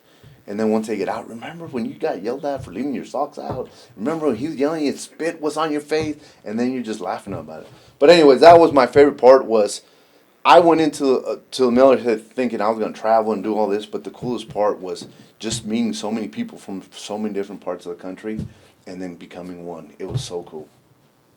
And I'm telling you, when I was with the Blues, I got to meet Dale Earnhardt Jr., I got to meet Rascal Flat. There was so many guys that came and flew with us. I mean, Harrison Ford. There was a lot of people that we got to meet. NASCAR driver. Just all towards.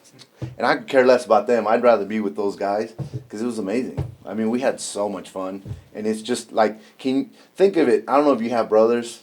Do you have I'm any- an only child. If you have siblings, life is crazy. Penny and Dave But- stopped after me. But think about it. Well, yeah, I wonder why. you can blame them. But think about having a bunch of dudes together, and now it's a bunch of dudes and girls. But it's just awesome. It's so awesome having that family, I guess, in a sense. Now some guys will be closer and farther away, whatever the case may be. But yeah, that's the best part of being in the military by far. I'm going to hit you with this and let you get out of here.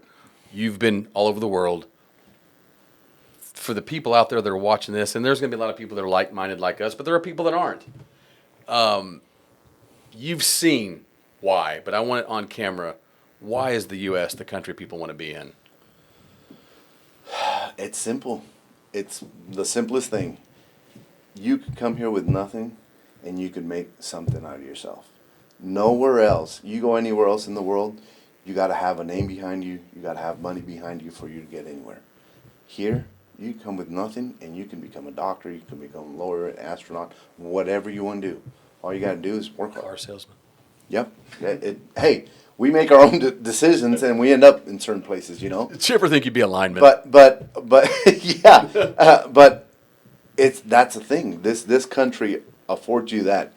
The thing that people need to realize, though, is you have to learn how to assimilate to this country. You can't come in with your views and expect them to take you, and that's how it's going to be. Nope. You want to come to this country, you become part of it. That's it. You know. That's the truth. Boom. Yep. That's the truth right there. Yep.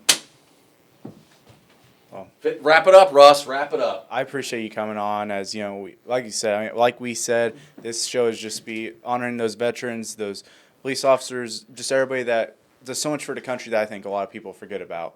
And I mean, I don't know.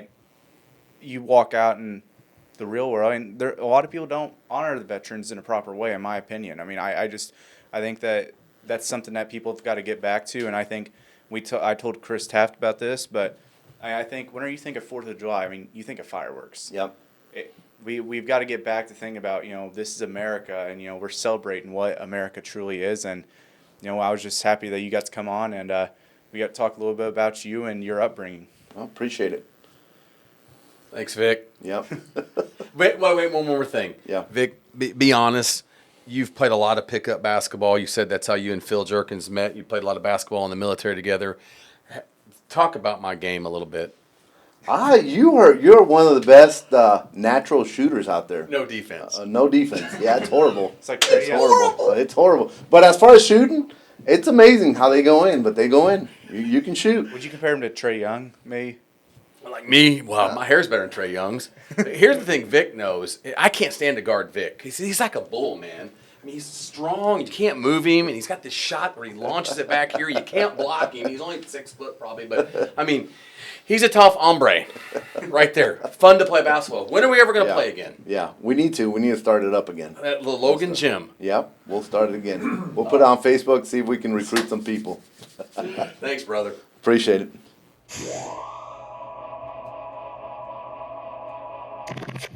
All right, welcome back to our third segment of today's show, as the sheriff is in town.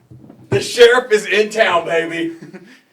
We have Kyle Bacon, the Franklin County Sheriff, but introduce yourself, tell us a little bit backstory, how you got to this point. I grew up in Benton. Went to Benton High School, graduated in '93. Old. Very old. Spent 2.5 years. I was on the 2.5 year plan at Rend Lake College.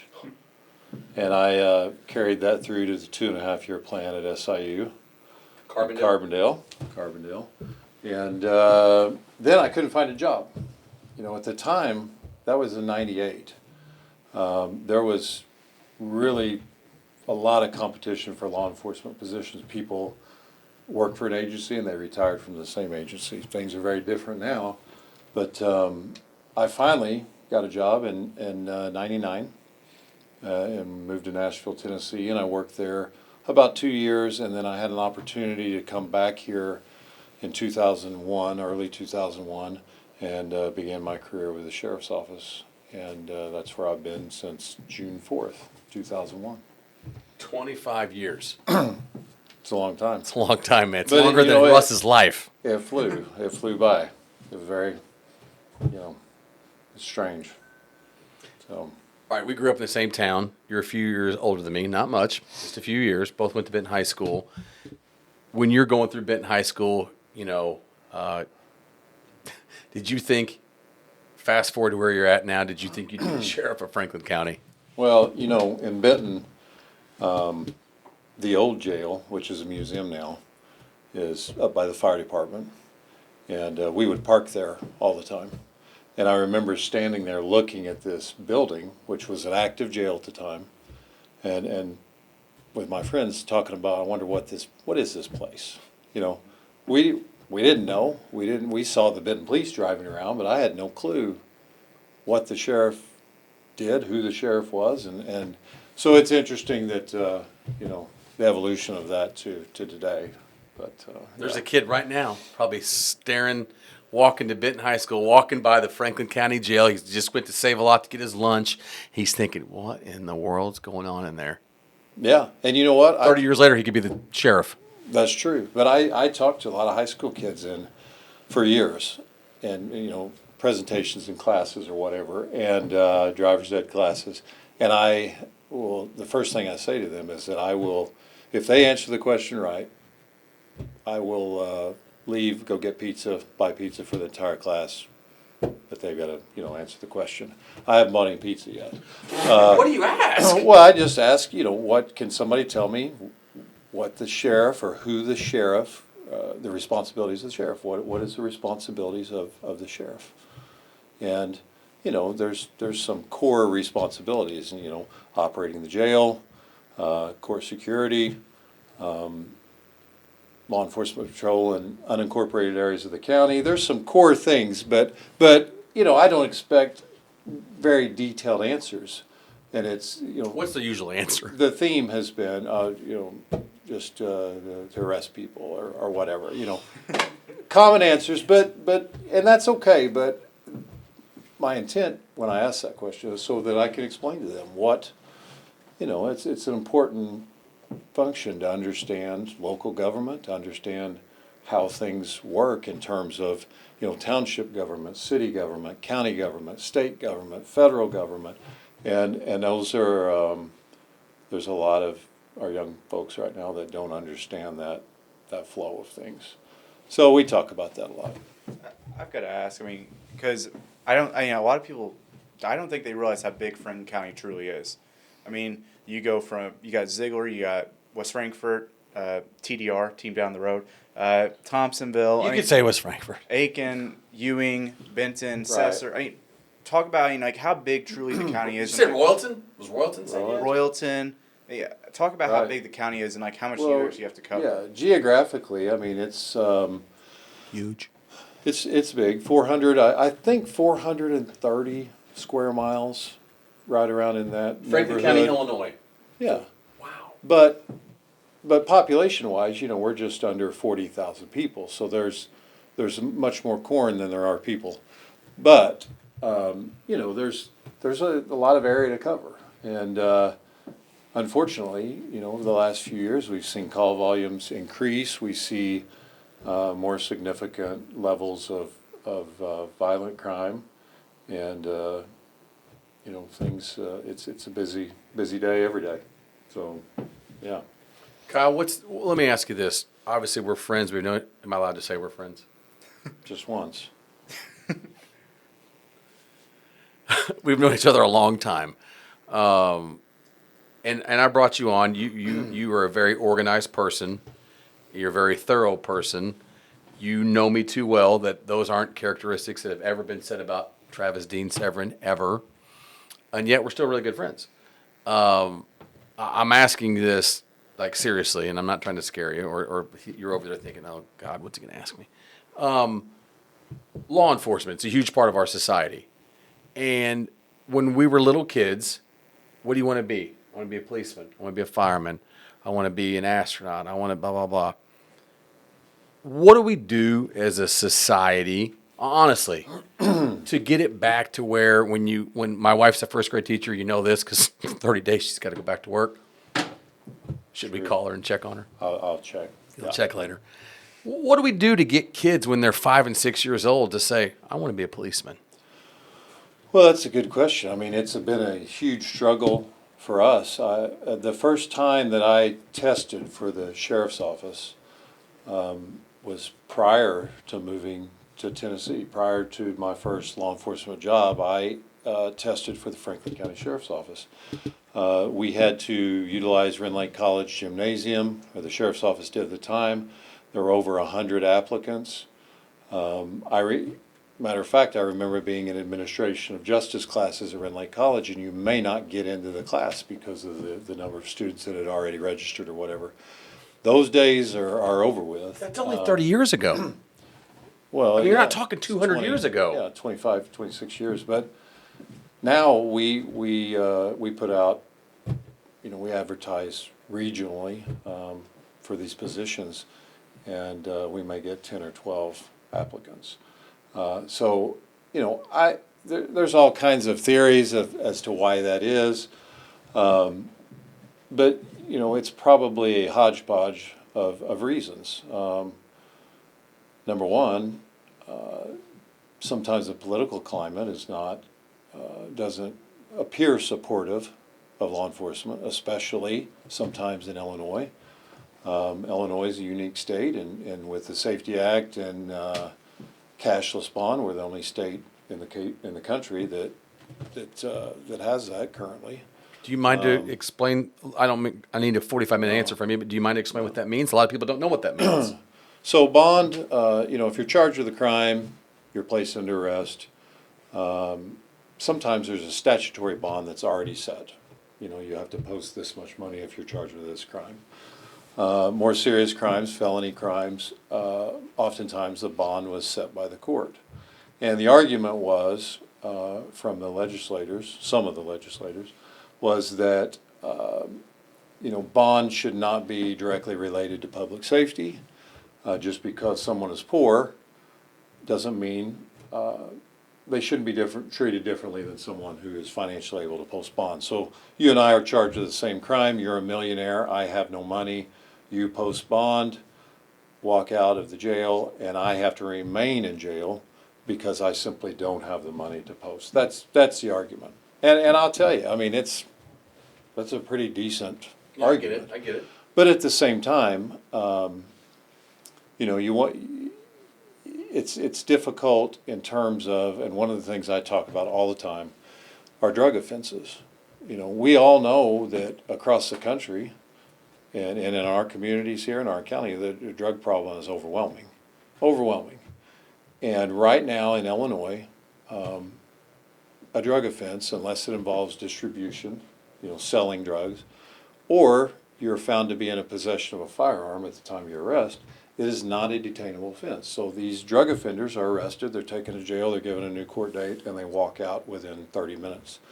The problem with that is that as I look at the humanitarian aspect of it, if we arrest somebody that's high on drugs, deep in addiction, in terrible shape, at least when there was a bond applied to them, yeah, they couldn't post that bond. But is that been an absolutely terrible thing? Because what would happen is if they were to remain in jail, they would have some clean time, right? And recovery starts with the first day of clean time, the second day, the third day. We had jail programming where we worked with these folks and tried to assist with aftercare and all the things involved with addiction. And now those things really don't exist. They come to jail, they're high, they're booked in the jail high, and they're walked out the front door and released with a court date high. And you can make constitutional arguments, you can make all of those things, but from a humanitarian aspect, are we helping those people? That's the question. So I'm going to ask you one more long story follow-up. short, No, I'm going to ask you one more follow-up, Russ, then you get to ask 13 straight questions. Because this stuff's serious to me. And I helped out with a program called Celebrate Recovery out at Whittington Church for years. I've seen the good and the bad, what happens in people's lives. I've seen people's trajectory change and from programs and go this way, and I've seen people go back the other way. And I know you have too. And I've asked you these questions before, sitting at your house before, but I'm going to ask you on a camera now with millions and millions and millions, with 14 people watching. No. Kyle, what is the answer, man? And I know it's a lot of things, but what do we do as a society? We can't keep going this way. What do we do? Franklin County, he's only 19. He doesn't know the world that you and I grew up in. Franklin County has evolved a lot in the years we've been on this planet. well, look, if I knew the answers or we knew the answers, it would be a pretty big deal, obviously. Just your little piece on it. Right. And I'm not going to pretend to have the answers, but I think that, number one, in my opinion, you have to maintain vigorous enforcement of the law, and there has to be consequences, right? You and I have children. I have 5 children. When they make mistakes, just as I did and still do, by the way, there's always a consequence, right? Without a consequence, then what is what is it to guide you and to help you? Anarchy. So I always say that there has to be vigorous enforcement of the law. There has to be a consequence. But in my opinion, at the same time, there has to be some level of compassion and care and treatment available. And you know what? There's a lot of people that fail at treatment over and over and over again. But eventually those things happen. And those things are effective for many people, not everyone.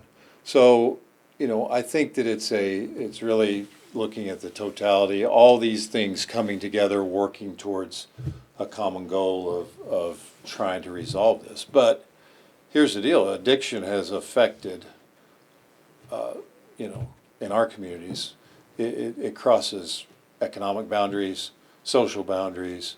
I've said this a lot of times to people. One of my best friends, growing up as a child and through my early adult years, great family, support system, successful group of people, and he had a crash and had serious injuries, was prescribed opioids, to help with that, got addicted to those, and then when he was unable to obtain those, got on, heroin, methamphetamine, and eventually he passed away while serving a prison sentence.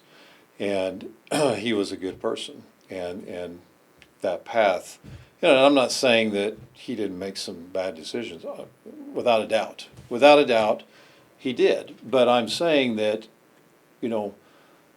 I've seen dozens of police officers that I've worked with over the years who have gotten hurt working, whether a crash, whether hurt a shoulder, tore up their knee, and they take ibuprofen and Tylenol when the doctors prescribe them powerful opioids, because the cops know. They know. They've seen it. That they're not shielded from that, and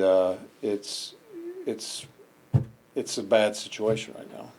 So You mentioned it's in our communities, the drug problems. By just driving around, you see it. And also, if you just go on the worldwide news, there's this guy on YouTube, and he goes to different communities and he tries to help these people out. And there's also another guy that just shines a light on it, and it's crazy. You go to Skid Row in California, and you go up to Portland, Philadelphia, and there's just a lot of drug problems. And I don't really know where I'm going with this, but it's just hard to see that. And fortunately, I've never had somebody in my life that I've personally known to get on that, but it's just really hard to see a lot of people affected by that. But to see people like this one guy that I see on Facebook, and he really tries to help these people out, it's really cool to see. right, yeah, and we have people in jail, RNs, registered nurses, who have fallen off into that. Lots of people with lots of gifts, lots of talents, who have, for whatever reason, bad decisions, circumstances, found themselves in that position. And, addiction, I can say this, that every single day we all get out of bed and we make choices of what we're going to do that day, right? I've made good choices. I've made bad choices in my life. I can list them all. But I'm thankful that I didn't have to make that choice one day where I had methamphetamine in front of me or heroin in front of me. And sometimes circumstances and those decisions lead you on a lifelong pathway that impacts your family, your friends, your children, your future, and that's very difficult to see people in those positions. So, as I said, vigorous enforcement of the law, consequences, but I believe that we have an obligation to do everything we can to try to help those people, to guide them to a better position, a better quality of life, and that's just what we try to do. Okay, I'm going to switch gears on you a little bit, and I'm going to get serious, because Kyle says I can never be serious, but I'm going to get real serious. I feel like a lot of this comes back on the American church. I don't feel bad to say it. Some people are going to not like that comment, but I'm going to say it anyways. I think the American church has worried so much about in little bitty small towns and in huge towns and everywhere in between. If you read the Bible, and most people we've had on the show are Christian, and I know you well enough to say that you're okay with me saying that. Sure. I know Russ's background. I know Russ's life. I feel like if the church in this country would not always worry so much about, I'm going to go down this path, I don't care. I had you on the show. I think the church misses a big chance to help people in their lives. And there's a lot of great churches. I go to a great church. You go to a great church. Russ, you go to a great church. I'm not mouthing churches. I'm saying as a whole, because I worked with Celebrate Recovery for years. You know this. It's dirty. It's messy. It's not pretty to help people. It's not pretty to help people. Yeah, and that's what I was getting ready to say. I mean, if we're talking about drugs and addiction, I mean, it's messy. Messy. You see it every day. It's messy. It's ugly. It's success, failure, 2 steps forward, 3 steps back. It's a process. And I've seen, and I don't know what the percentages are, but, people do so well and then they're back. So I know it's got to be overwhelming and difficult. And it's easy for me to say, well, they just need to stop. They just need to stop. But and there is some of that involved. Yeah. Yes, you have to stop. But I also understand that there's, and I'm not even really qualified to even say this probably, but there's some medical components. If I'm taking methamphetamine, heroin, even, and this will make everybody mad, but even cannabis, there's chemical changes. Devil's lettuce? The devil's lettuce? There's chemical changes that occur Yeah. and change things, and then when those substances are removed, things don't always get back to where they were, and that's therein where the struggle lies. Obviously people a lot more knowledgeable of that than me, but I've seen a lot of that, and it's terrible. We don't have any less problems here than we do than Los Angeles or wherever. Sure. We have, a minute fraction of the people. So obviously but it's the same issues. The homelessness. In 2001, I started the sheriff's office. If someone was homeless, and there were 4 or 5 deputies working that night, we threw some money together and went and got them a room somewhere. Well, we're talking, if we Be want 1,000 people now. there are hundreds. Wow. Hundreds, many hundreds, I would say, in this county Just in this county. that are without, a home. Because of drugs? Well, I think that, here's the thing, drugs, mental illness, co-occurring disorders. And by the way, to get back to the book and release, we used to know, if we arrested somebody and we believed they were high on drugs, we would know in about 3 or 4 days if it was drugs or if it's a mental health issue. If it's drugs, obviously, a few days, right, things are going to clear out, and their actions, personality may change, and so we know, well, this is a drug issue. If after a week of being in jail and there's still some significant behavioral issues, and then we know we have a mental health issue that we can potentially address. But we don't really get to that point now because they're not in jail, right? They're out the door. So how do we even identify what the issue is? Is it drugs? Is it mental health? Is it co-occurring? Both of them? So those are things I really struggle with. I'm not going to make the constitutional argument of bond. I'm going to make the humanitarian argument of, are we helping people? I think Dave's here. Dave's here. Okay. Kyle, my dad has put this in me, and I said on this show, I'm not going to talk politics. I don't care Republican, Democrat. I don't care. America is what matters to me. What do we do as a society? Well, what can we do? My dad taught me he don't like to hear people gripe. Let's come up with solutions. Right. What are some solutions? Well, I mean, here's the thing. There's a lot of discontent. We live in a kind of a a society where I say they, but I don't really even know who they is, but you know what I'm saying? I do, yeah. We're kind of pushed to pick a side or I to know. pick a team. And that's not always productive. We don't always have to be against one another. I work with Say people. that again. We Seriously, don't, say what you just said. what? We don't always have to be against each No, other. we don't. I mean, here's the thing. I mean, I ran for an elected position, right? I answer to the electorate. If they don't like the job I'm doing, they vote someone else in. A huge majority of the time, obviously, when you run for public office, you declare a party. You pick a side. But the interesting thing is, I'm in a position now where I serve 38,000, 39,000 people. When someone comes into the office or calls 911 or needs help, we don't ask them their political affiliation, right?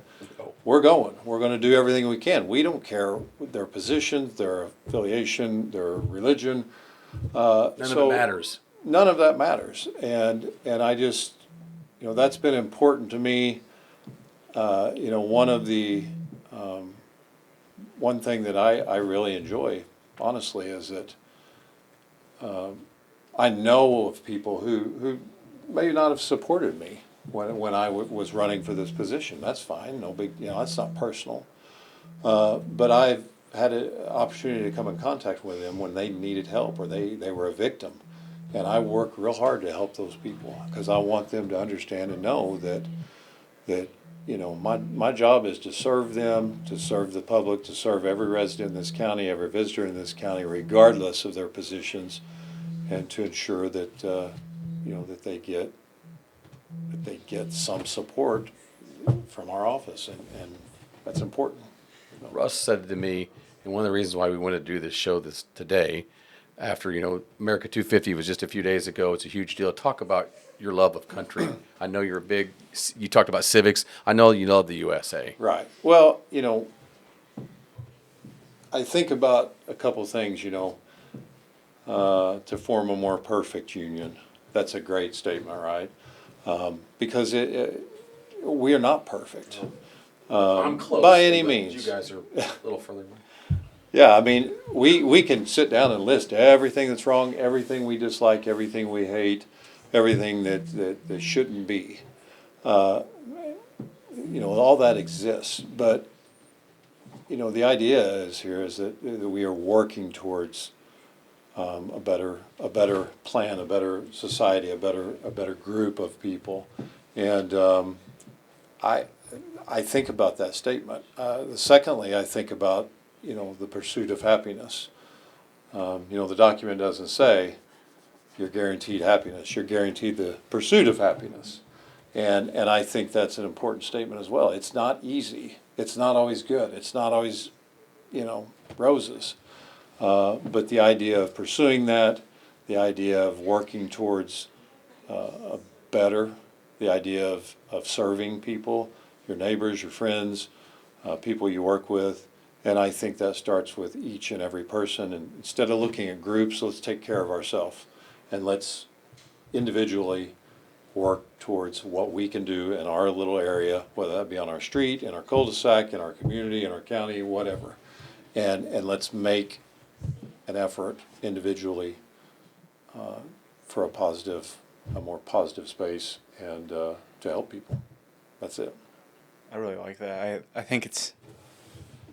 Whenever I walked back in here and you're talking about, it doesn't matter, Republican, you said you ran, as a certain party, but when it comes down to it, it doesn't matter.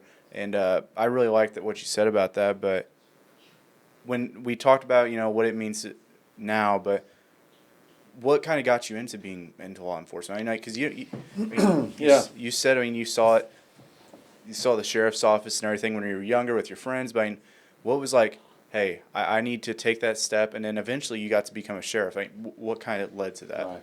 So I had two friends. They were in the class ahead of me. They were class of '92, but we were all three at Rend Lake College together, and we were all three in the criminal justice program. We all three went into law enforcement. Two of us are still working directly for law enforcement agencies, and it was just something that I always desired to do. here's the thing, as a policeman, you evolve throughout your career. You know, early on, what are you doing? You're working midnight shift, you're working night shift. It's all enforcement. But I will tell you, my evolution from enforcement is, one thing I've tried to do is cut the words law enforcement from my vocabulary. I try, and whether I'm writing a press release, a letter, I really try to focus on the term of public safety. Because law enforcement is just, I'll say this, as I've evolved, I try to focus on things that benefit the people and the community and not necessarily the government. And Boom. But as you move through your career, as you get older, as you, seeing these things that come and go in your career, and the calls and the, good things and terrible things, I really went from, personally, from enforcement to public safety. How can we help? What can we do? How can we serve victims? And don't get me wrong, enforcement is very important. And our office, I think is a very active department in terms of our activity. But at the same time, I tell our guys, look, public service, don't forget to serve the public. Don't forget to serve the public. It is not us versus you, the people versus the cops. That's a terrible position to be in. We are there to serve the public, and that's what we try to do. Two-part question. I know you got to get going. Your phone's gone off 4,000 times since you've been here. How has God shaped the role you're in and in your life? And two, how do we get that generation that's out there? There's a lot of young women, great basketball players that are going to come on after you. How do we get that generation to want to go into what you do? You've had a great career in it. Sure. So, I can look back, starting as a teenager, and moving through, early adulthood, and look at whether it be my personal life or my career, and I would find myself in a place that I just thought, well, I didn't see the light, didn't see the resolution, gloom and doom. And some of those times I've, you kind of throw your hands up and you're just going to ride out the storm. And I would be lying if I didn't say that some of those times I didn't put my faith where I should have. But as I've grown older, when those storms, present themselves, I'm much better now at just saying a prayer, putting my faith in God, and saying things are going to happen, and they're going to happen where they're supposed to be. I can go back in my life and look at all these, I can list these situations where I saw no positive outcome. I saw, it's terrible, don't know what's going to happen. I see nothing good at the end of the road here. And each and every time, things have worked out, and they've worked out for the better. So I've learned my lesson on wasting a lot of time doubting over here. So that's one thing. I don't know how we get them. Maybe I'll give them an application on the way out, see if they'll apply. Here's the thing. I've worked with hundreds of police officers in my career. I can tell you that I've worked with one or two, probably not in the job for the right reason. Sure. Empathy, not where it should be. Care, not where it should be. Language, communication, not where it should be. But I will tell you that, right now the sheriff's office has about 65 employees. Wow. Corrections, patrol, administrative staff, office staff, court security folks, and those people, they're good people. Now, do they make mistakes? Sure. Has there been tone in their voice that there shouldn't have been? But they're human. They are human beings who make mistakes. But I can tell you that time and time again, I've seen those people perform in times of need, when people were in trouble, when people, where the officers put themselves in a position of danger to help others. And I'm proud to work with a great group of people. They do a phenomenal job. Not perfect. We have issues. We address issues. But they're people too. But, they're foundationally, they are a caring group of people who want to help. I think I got 2 questions for. I like where it. he I've goes. asked 50, so you asked some more. 2. Okay, the first one is, do people gotta use turn signal when they're on the square? Oh, Man. Russ is like You know what? I see more turn coming off the square, obviously. If you got your left turn signal on going on the square, we got problems. But I see people use it going off the square. It doesn't really affect anything. I say just do what you want, Russell. All right. You do hand signals. I'll start reaching out on either side, which way I'm going. All right. And then, follow up to that is, well, it's not really a question, but I've seen it because a lot of people have seen it as they go by towards the Benton High School in East Maine. A lot has happened over there at the Franklin County Sheriff's Office. Talk about what has happened. I mean, there's got a lot of computers in there now, and There's a lot of stuff. So, quickly, I could talk forever. No, but Lord have mercy. So, in Franklin County, small county, right? I mean, population-wise, there were multiple dispatch centers. So, for example, where we stand right now, if I were to call 911 2 years ago, it would go to the sheriff's office, right? But if we're in Christopher or we're in Monkeytown or Coelho, that call would then be transferred to another dispatch center. So here's what happens. 911, I answer at the sheriff's office. 911, what's your emergency? There's a fire, somebody's trapped in a house, we need police, we need fire, we need all these people. Okay, where's this at? Well, it's at this address in Christopher. Oh, well, hang on a minute. I got to transfer your call. Not a good setup, right? And it worked for many years because we made it work, right? But the idea is that let's establish a consolidated dispatch center, and let's have all calls come into that dispatch center and all calls dispatched out of that dispatch center. Save time, right? Save money, more efficient, more effective. So the county board was presented with this plan, and they understood and realized the issues that existed. And a plan was put into place. A lot of money was spent. It was not local tax dollars. All that money came from ARPA money, American Rescue Act money, and which is tax dollars, right? All the government money is tax dollars. But I'm saying it wasn't mined locally. And the Office of Emergency Management and Communications was founded. It's currently operated by the Ryan Buckingham, who's the director of the Emergency Management Agency in Franklin County. We share a lobby, we're connected, we work closely every day, but he runs that facility. And, it's a new thing, but the efficiency is improving each day, and things are going great with that.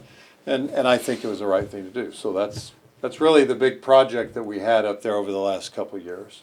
And it was all based and rooted in looking at how we do business and saying, can we do it better? Is there a better way? Sometimes there isn't, but in this case, there was a better way, and that's what we did. And it happened, and that's the way we're operating today. Do you like roundabouts? Going to be a lot of roundabouts. Do you like roundabouts? I don't really like them. I don't like them. No. Let's I call like Derek. the Let's get Derek square. Stowers on the phone right now. I like He the says he's got a new square. one going. I like the square in Benton. I like the circle in Ziegler. Derek says we're changing the square roundabout soon. Well, it is changing. Can you explain what's going to happen? Well, it's going to be more like a traditional roundabout. This was a plan that was proposed by IDOT, presented to county and city government. And, a lot of people struggle with the square. You know, I just go. You know my personality. I just hit go, and if I Do have you- to fly the do you bird, even look? I give them number one. I don't. I just go, man. What do you think I do? What do you know me? What do you think I do going around that square? I don't ride in the car with you. You don't ride in the car with me. Who would ride in the car with me? My own family does it. Well, traditional roundabout. Let's see how the normal person should do it. There's drawings, elevated areas coming onto the square. What's that mean? Elevated areas? Well, I don't know what it's. I don't know the engineering term, but Okay. here's the deal: it's going to be raised sections, but not much. I mean, like maybe. So it's going to look inches. different than now. It's aesthetically. Aesthetically. It's going to be aesthetically Long word. pleasing. Yep. Wow, Aesthetically Scrabble, that's a lot of pleasing. points. I think that there'll be resurfacing of the entire square. There'll be parking? some. I think there's some inlaid brick. Some crosswalks, which are needed. I think there's going to be a handful of parking spots that are lost, but not, a huge amount by any means. So- Because we can't afford to give up any parking, right? And There's- this it's our- project will start pretty soon? Well, I'm under the impression that it's going to start this fall, but Okay. we'll see what happens. You know how it is. It's all based on funding and how the other projects and that are happening are flowing, and we'll see. I must add, the thing I'm happy about is I go to SIU, and I live on the northwest side of town, so I got DuQuoin Street that I get to go down, and then, if I want to go to the high school, I can go down Bailey Lane in McLeansboro, so I'm just happy I get to avoid the construction. And There you go. So that just works well for me. Well, there's the square, but there's also the West Main project that's Oh, going to yeah, happen. I'm The widening of the roadway there, scared about that one. and that's going to be a significant What? project. What's this? Well, Which one's that? I don't want to misspeak. I haven't been directly. Just lay it out there, Kyle. Come on. I've my been Lord. directly There's involved in millions it. of people watching. I haven't been directly involved in it, but there's going to be widening of the roads. They're going to probably move sidewalks on Widening the roads where? West Main. From the I think there's going to be a bike path like Or a from the bike. square down, like all the way out past from the square west. CVS. I don't know how far it goes. Okay, I don't know. When is this supposed to happen? Here's what I'm I worried didn't know about. this. I'm worried about. Didn't know about is this. it going to affect Pizza Hut? That's what I'm worried That's what I've about. been worried about. Are we getting a roundabout down there? I have no idea. This is awesome. Jesse? I had heard that there was not going to be a roundabout there By because Pizza Hut. and this may or may not be true. Oh. I don't know. But there was not going to be a roundabout there because of the space needed and Pizza Hut, CVS, gas stations. But don't All right. don't hold me to that. Guess we'll find out. I think really a ramp would be better. I love ramps. East and westbound traffic would ramp DuQuoin Street. I No. love that. I That- No ramps. I gotta ask you, I would just drive over the ramp all day. why do you love America? I'll put you on the Well, spot. I I mean, want it. how much time do we have? No, I want the quick, the footnote answer. Well, you put me on the spot with that. Yeah. I think that America, look, the ground for everybody is not always perfectly level, right? There's always opportunities that exist here, but maybe not here. I might not say opportunities, but pathways.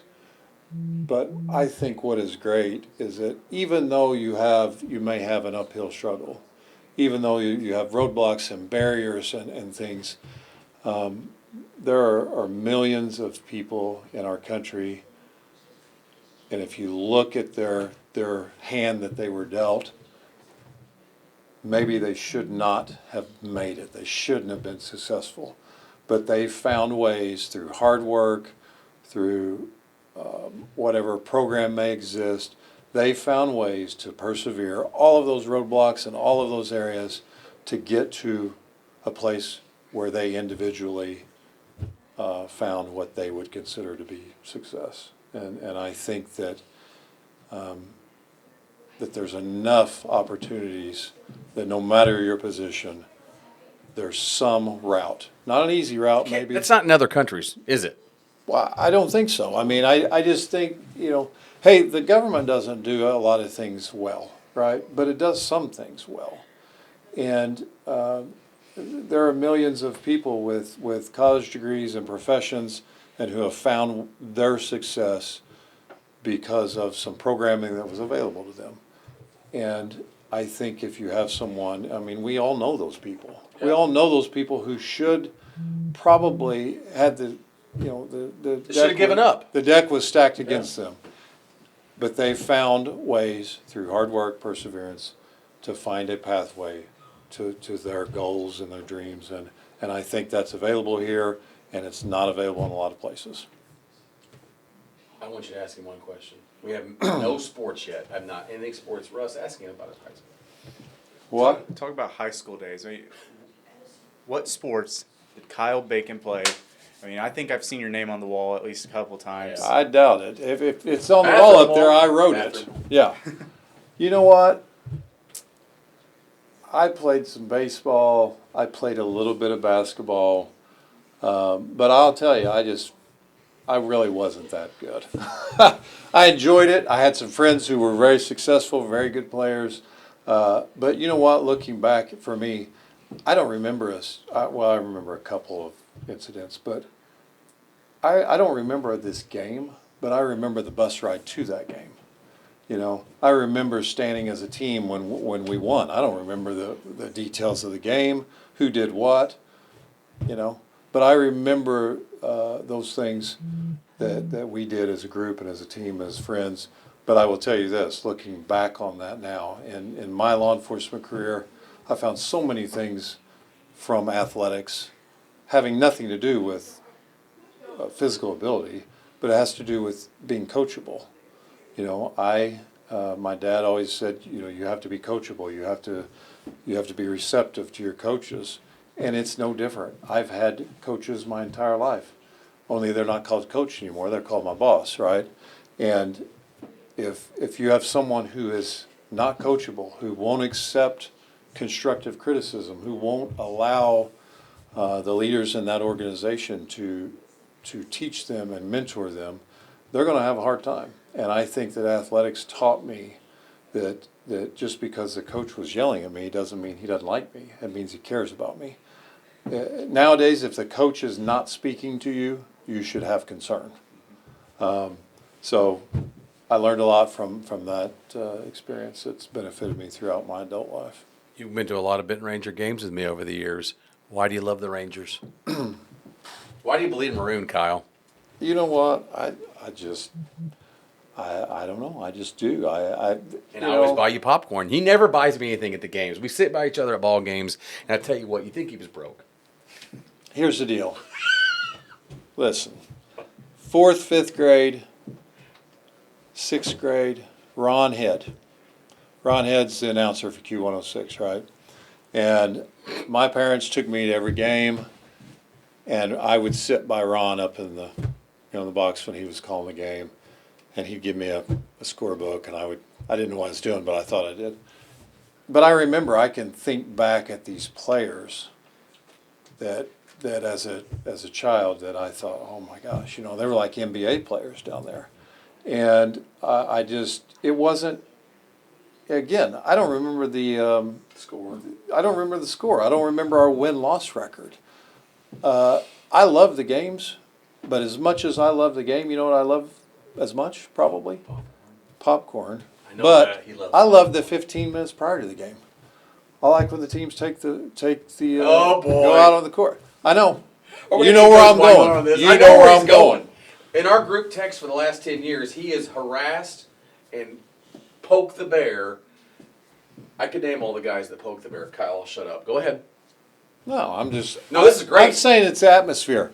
It's Rich Aaron Gymnasium. He doesn't like to run out. Unbelievable character of this gym, looking up at the banners, looking up at the retired jerseys and photographs and the teams throughout the years.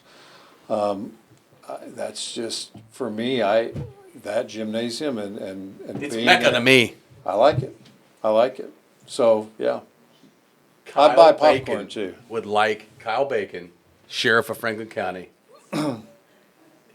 If Just say it. I'd like Ron Weinmiller to improve the run out. I was going to say he would probably be one of the guys to carry my casket because nobody else would want to. We'd have to hire the rest. We'd have to hire the rest, but he's a brother to me, and I'm going to tell you, I know him really well, it ticks him off more than anything. He wants a full lap.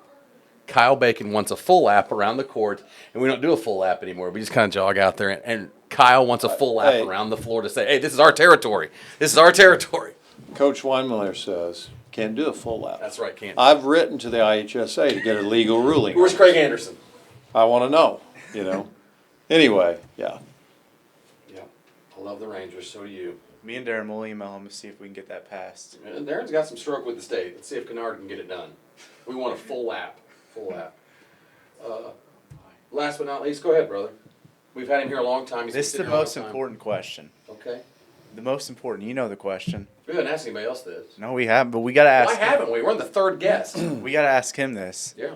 Canes or Chick-fil-A? Canes or Chick-fil-A? I'm ready for this. Mm-hmm. I've got a unique answer, maybe. Here's the deal. We go to Marion, right? Abby, my wife and I. Here's what we do.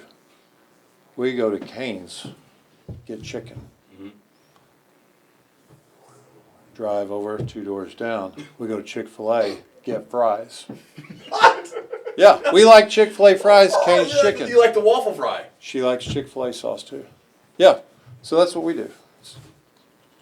Mash Awesome. up. Mash up. I like it. Canes for the. Canes for the chicken, Chick-fil-A for the fries. Where do you get to And drink? Chick-fil-A Where sauce. what Diet. diet? Does Yeah. it matter where you get it from? No, I don't care. Diet Coke? Pepsi. Diet but Pepsi. I'll Excuse take- me, we're in Marion. I'll go Diet either Pepsi. way. I'll go either way. You drink a Diet Coke? Yeah. Harry Chris wants you to drink Diet Pepsi. Whatever. Oh, How about man. Bubba? A Diet Bubba. A Diet Bubba.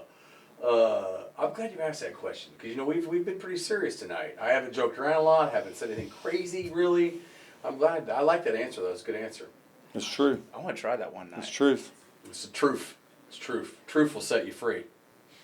I mean, I've always Will. been stuck on you got to go to Canes or you got to go to Chick-fil-A. It says both. I like it. Yeah. And they're close. I mean, 2 doors down, right? Yeah. I mean, 3 doors down would be even better. Yeah. Yeah. R.I.P. R.I.P. Are we done with him? I don't know. 50 minutes. Thank you for coming on. Seriously. Seriously, I appreciate it. Thank I you mean, for the invite. I think a lot of people don't. I mean, I told the Vic this, but I think a lot of people don't realize all that you do. I mean, you probably have a lot of restless nights. I mean, His phone's on 24/7. Ask his family. yeah, I mean, And not because he's jacking around. Seriously, his phone, there's 39,000 people in this county, Russ, and I'm saying this because he's like my brother. That man is on that phone all the time because there's a lot of fires. He's got a lot of good employees, but there's a lot going on that people don't see. And because of him and all of his great employees and all the people that work there and the other law enforcement within the county is why we get to have the freedoms we have. And you and I can talk on here for 7 hours. oh yeah. Well, a great staff makes my job much easier, and I'm fortunate to have a lot of good people around me. So it's a good thing. You got a great family too. We haven't even touched on that. You have a great family, great support staff. They're a good bunch. Well, I appreciate you coming on, and we wish you best of luck out in the field. And you said you don't play sports anymore, but you're still out in the field. Is there a way I can have a gun? No. I'd like to have a gun. I don't think he needs one. Nerf gun. Nerf gun.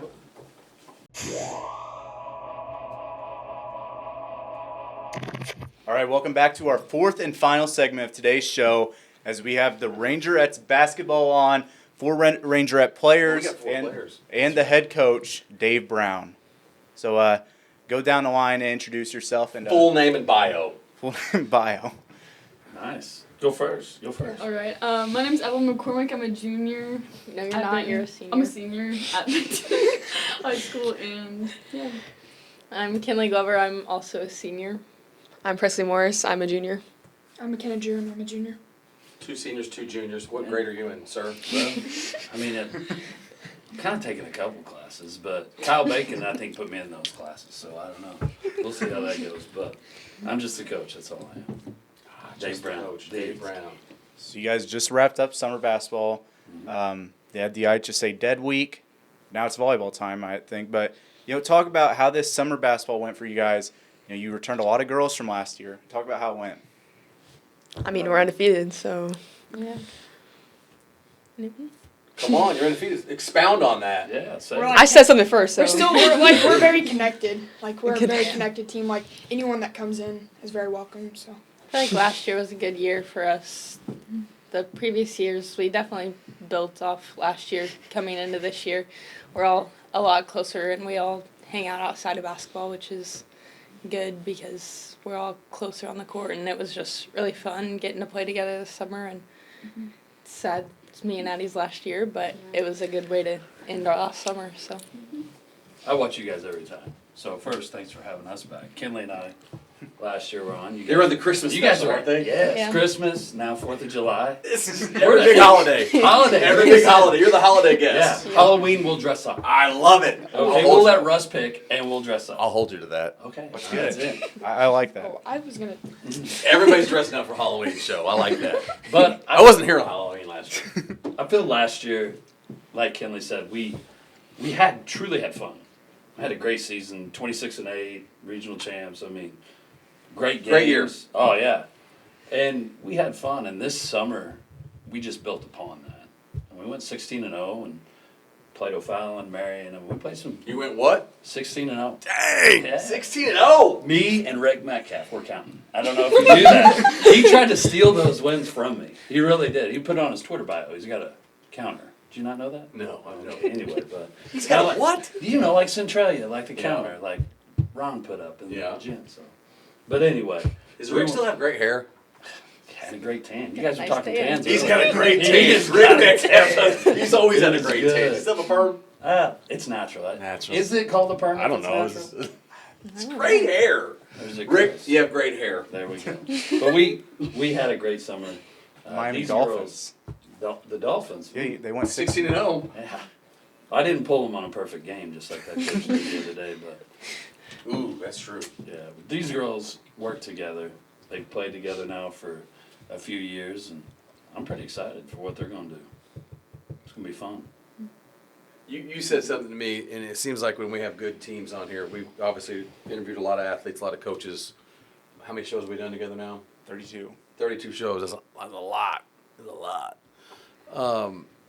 It's a common theme that I hear that, and Kinley said it, and we'll go Addie down or whoever wants to take it, I don't care.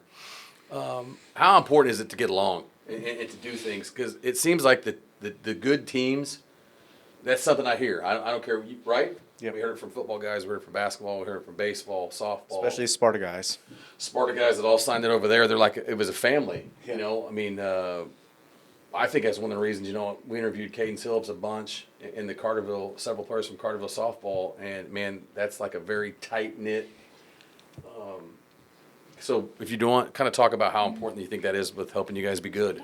Yeah, I feel like, I think like our chemistry is the most important thing. Like I could go to any of these girls about anything, like if, like personal to basketball. Like if I can talk to them about anything, I feel like I can go to them about anything. And if we weren't close, like that's not gonna help us on the court or anything and things like that. I feel like my freshman and sophomore year, we were not very close in this. Were you there then? Oh, Yes. yeah. Yeah, I felt that pain, and she's right. Okay. I mean, it is, and that happens. I mean, not everybody's gonna get along with everybody all Assimilate? the time. Yeah, sometimes it works, sometimes it doesn't. And you're right, that was tough, but last couple of It was years. just hard on the court because when nobody was getting along, people wouldn't pass it to certain people, or there was just grudges held against each other. But last year, I feel like we really came together and we all hang out, like I said, all the time and outside of basketball, and that's really helped us. And we all get along, and there's no fighting, which is really good, especially for No girls. drama? Not I yet. love drama. No I way. love drama. No Is way. that bad? You better answer now. Yeah, I think it's important. Like Kinley said, my freshman year, it was pretty bad. I mean, not bad. I'm sorry, Coach Brown, but Coaching sucked, but besides no, that, it was great. exactly. I wouldn't mind at you. There's no drama with us, so we're good. No, it felt like the team was like split up in like half, and it wasn't. But last year was a lot better, and I feel like me and Kinley, I don't know, have really good chemistry. It's like I can just pass her, and I don't know. I think it goes well together. Madeline coming to Benton like helped us a lot, like with our chemistry. Like Madeline like helped build the program up from my freshman year, and like she was back in town and we all hung out and everything, and like her just coming in and shooting with us helped us a lot. I feel like out of summer ball. That's your cousin, right? Yep. Madeline, what do you call her? Madeline. Madeline, round, Yep. quarter, Round count. Round Sorry. Just like it's spelled. Don't worry about it. It's not a big deal. Something I've noticed over the last couple Madeline, of round count. over the last couple of years is that the younger group, which you guys are now juniors and seniors, but whenever you guys were younger, you guys showed a lot of flash. I mean, I think I'm not 100% sure. I could be wrong, but I think you guys upset Massac County at home. It was maybe It was your my freshman year. Yeah, and it was. Yeah. And you guys showed a lot of flash. I mean, you guys kind of showed, hey, we're going to be pretty good here in a few years. But how have you guys taken that next step to be like, yeah, we are going to be good, and you won a regional last year, and how do you just keep taking the next step for this year? I think like I said, our chemistry is really good, but at the same time, we're all there in the mornings working. We all work together outside of basketball season, and I think that's a big thing for us. Like this morning, pretty much all of us were in the gym shooting before weightlifting, before volleyball, because we do want to take that next step, and we do want to go win a regional again and even win a sectional, and I think that's a big thing to all of us is working together and being there in the mornings and just getting better for each other, not just for ourselves. I know this gets talked about way too much in sports, but I want to hear your opinions on it. We had Austin Brown on last week. Obviously, he's trying to make the Colts 53-man roster right now and went to little bitty Johnson City. Now he's got a chance to chase the NFL dream.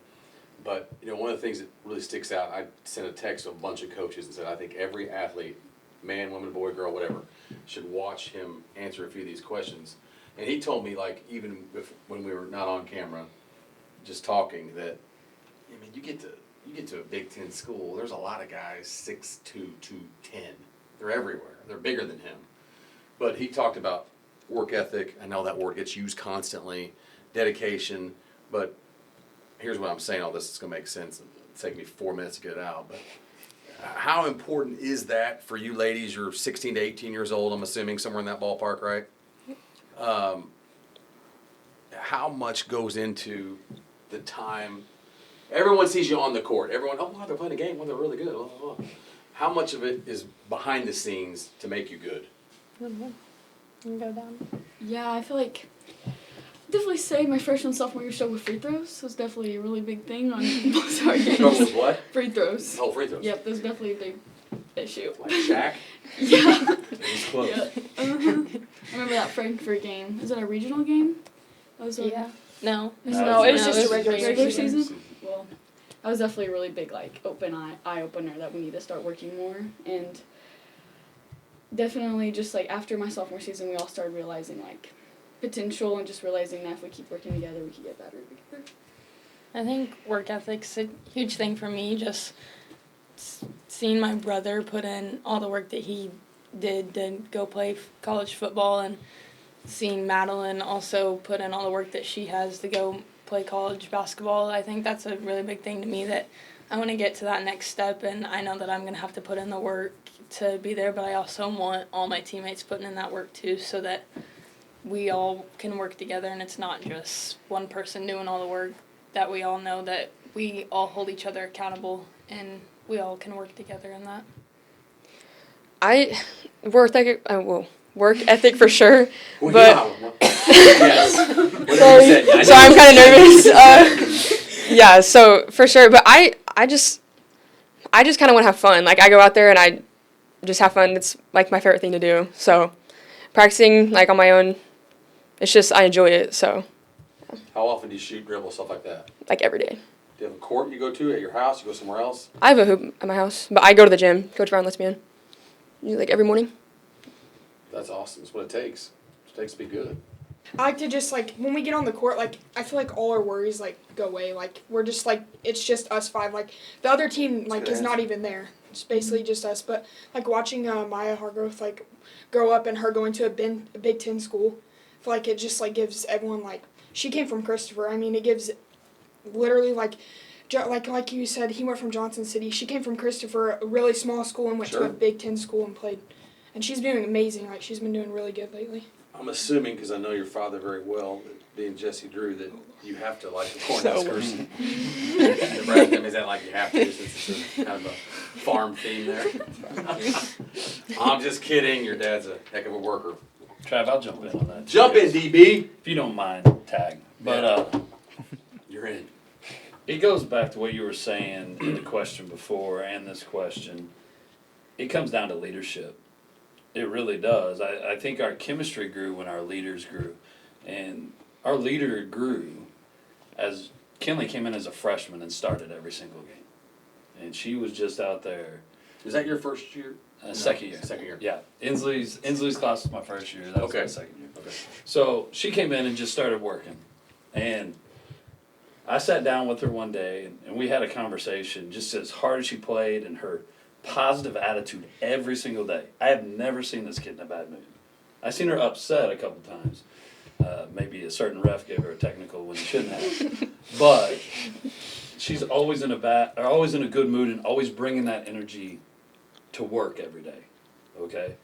So we sat down and I told her, I was like, if you do this and you'll commit to what you say you want to do, you'll be one of the best players to ever play here. Mm. And she has. I mean, I can't say this enough because my wife tells me to quit saying it, but still, at the end of this year, she'll be the all-time leading rebounder and scorer in our school's history. Wow. And that's because of the That's leader huge. she is, the work she puts in every single day, positive work, getting her in here. And this one right here, since she was little bitty, if you open the gym, she's the first one. She's going to be dribbling and shooting. Every day. If she's not shooting in the morning, she's going to do coin and working with somebody. Unless we're lifting, I'm not. Yeah, no, I don't. That's true. I don't know about that. The weight on there? No lifting? And she'll pull a I've hand had my or something. moments, yeah. But Yes. But what Give happened it a- was when Kinley started doing what Kinley was doing, Madeline came in and did what Kinley was doing and Madeline. She bought on and she worked her hind end off last year. She came in the summer and changed her mindset on what she was going to do. This one came in and she's changed her mindset on what she's going to do. And now we're a complete team that works hard together and plays hard together. And if you go watch them play, it started with her. It really did, as a freshman. And that's, props goes to work ethic, but it goes to leadership and leading the right way. So that's why our chemistry is good. That's why our work ethic's good. Plain and simple. If you don't care, I got something to add. So when we played Go ahead. so we played against Nashville this year, when we went to Nashville, I feel like our work ethic. Whoa. It's not just me, okay? You're woke-ecky. So when we went to Nashville, I feel like that first half gave us a lot of confidence for what's gonna happen this year, because that's I think the closest we've ever played with Nashville. At one point we were at least 2 points away from them. We played really good that game, and I feel like we came out showing that just shows what we can do next year as a team. Mm-hmm. This year, I think we can get Nashville. How far can you go, ladies? I'm putting you on the spot. As far as we I'll want. ask anything. I think it's. I think as far What's as the we sky want. the limit? Yeah. I like that answer. No, but I want to add here. I mean, you talk about it. The last few years, I know I've seen it since my freshman year of high school, which was 2021, 2022. Yeah, you guys are young. I feel like just every year girls basketball just keeps getting better and better and better. I mean, especially Nashville. They've just came up and now Everything. Breeze Central beat Nashville in the sectional. There's just a lot of talented girls basketball teams. I mean, you got Jameson Green now going to SIU with Harrisburg. There's just a lot of talent. Jenna Waters, so much. Why do you think that girls basketball is just I feel like it's always been good, but the last few years I feel like it's taken that next step.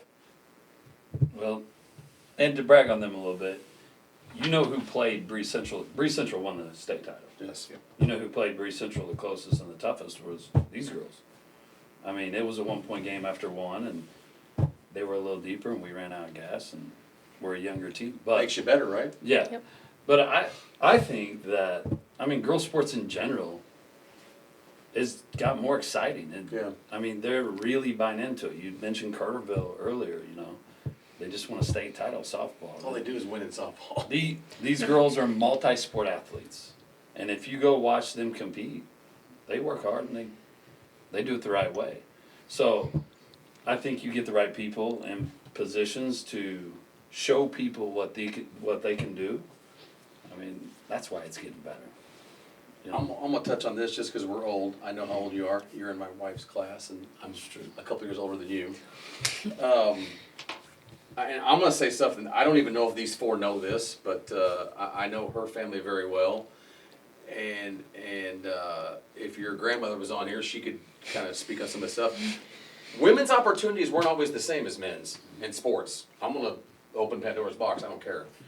I mean, you guys haven't seen as much. You're 19, you're 16 to 18. I'm old. And I think women's sports has taken off because now the opportunities are there that weren't. Is that wrong to say? No, you're right. It wasn't always pushed on young women to, hey, you want to be a professional basketball player? You want to be a college softball player? You want to be a blah, blah, blah, blah, blah, blah, blah, blah? Mm-hmm. You know, you don't have to just be in the kitchen. Right. Did I say that out loud? I don't know. I mean, is that bad to say? I mean, I don't. You're not wrong. Maybe I'm going down the wrong path here, but I mean that. I think this is a couple generations now that have seen, you know, WNBA and different things, and college, you know, I'm drawing a blank on certain athletes, but I mean, it's cool to be an athlete. yeah. I mean, God, what a horrible word. Cool, that dates us. Is that even what's cool? They don't even know what that means. I know. Is there a better word? For us later, but Is there a better word for there it? may be. But That's fire. I don't look even at Caitlin Clark. Look at Wow. Sophie. I mean, Yeah. those girls. We went and watched them play. It was sold out. We went and watched them play, and it was sold out. Yeah.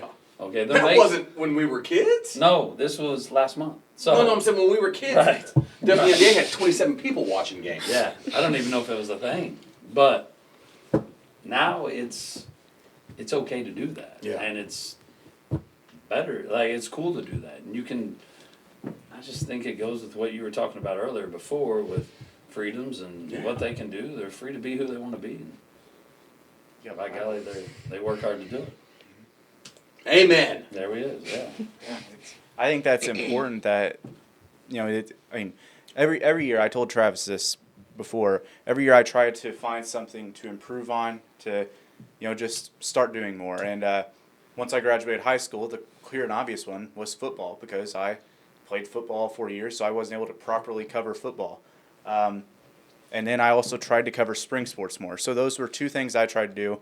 And I know that coming into this season, I know girls basketball is one of those things, and wrestling is also one of those things. But, you know, I've noticed it more. I mean, more people are starting to go out of their way to cover girls basketball. I mean, John Homan with the Southern, there were several times he helped with the Carterville radio, so he covered Carterville a lot. But whenever he had an open date, he would go cover some girls basketball or just a different team. But what's it mean that girls basketball is starting to get put into a more of a spotlight than it has in past years? I mean, I hear a lot about the Brinkman twins, and they're way up there, and we're way down here. And I'm starting to hear a lot more about them. What's that mean? The girls' sports are starting to get more coverage. What's it mean to you guys? I think it's big for us because even for me, like, me and Addie are going to be graduating, but I think it's big for us and even the Brinkman twins that they are getting that attention that they are, because that's going to trickle down to all the kids that are younger than us. And if we start getting that attention now, the girls younger than us are maybe even going to get more once we leave, because they can have the opportunity to shine, and maybe they're just wanting to cover the girls that are older, but it'll just keep flowing down, and hopefully it keeps going. I mean, I know you're going to play college basketball. The other three, what are your aspirations after high school? I mean, I enjoy basketball and I enjoy volleyball, so volleyball and basketball are pretty tough too to, like, pick between, but yeah. Hey, go ahead and let him know. Oh yeah, I got an offer for Kaskaskia, and it was really cool. It was Really? Mm-hmm. And what? Basketball. That's incredible. Thank you. I really liked the school. It was really nice. The coach was really nice. I met a lot of good people, and it was pretty good. It was a really good experience. So. That's awesome. Congratulations. Thank you. Congratulations. You're welcome. They're getting a lot. Looks like they're trying to get all that. Kaskaskia's getting all over our area. I mean, I they're know. recruiting a lot. They got 3 of our area basketball players for boys. They got Briley, obviously. I mean, it seemed, you know, it may be a good place. I don't know. But for you two, I mean, obviously you guys are juniors, but gals are juniors, sorry. But talk about what your guys' plans are I did again. Talk about your plans after. Well, it's nice it's not live. We can edit. When we screw up, we can edit things. I'd leave that. That was nice.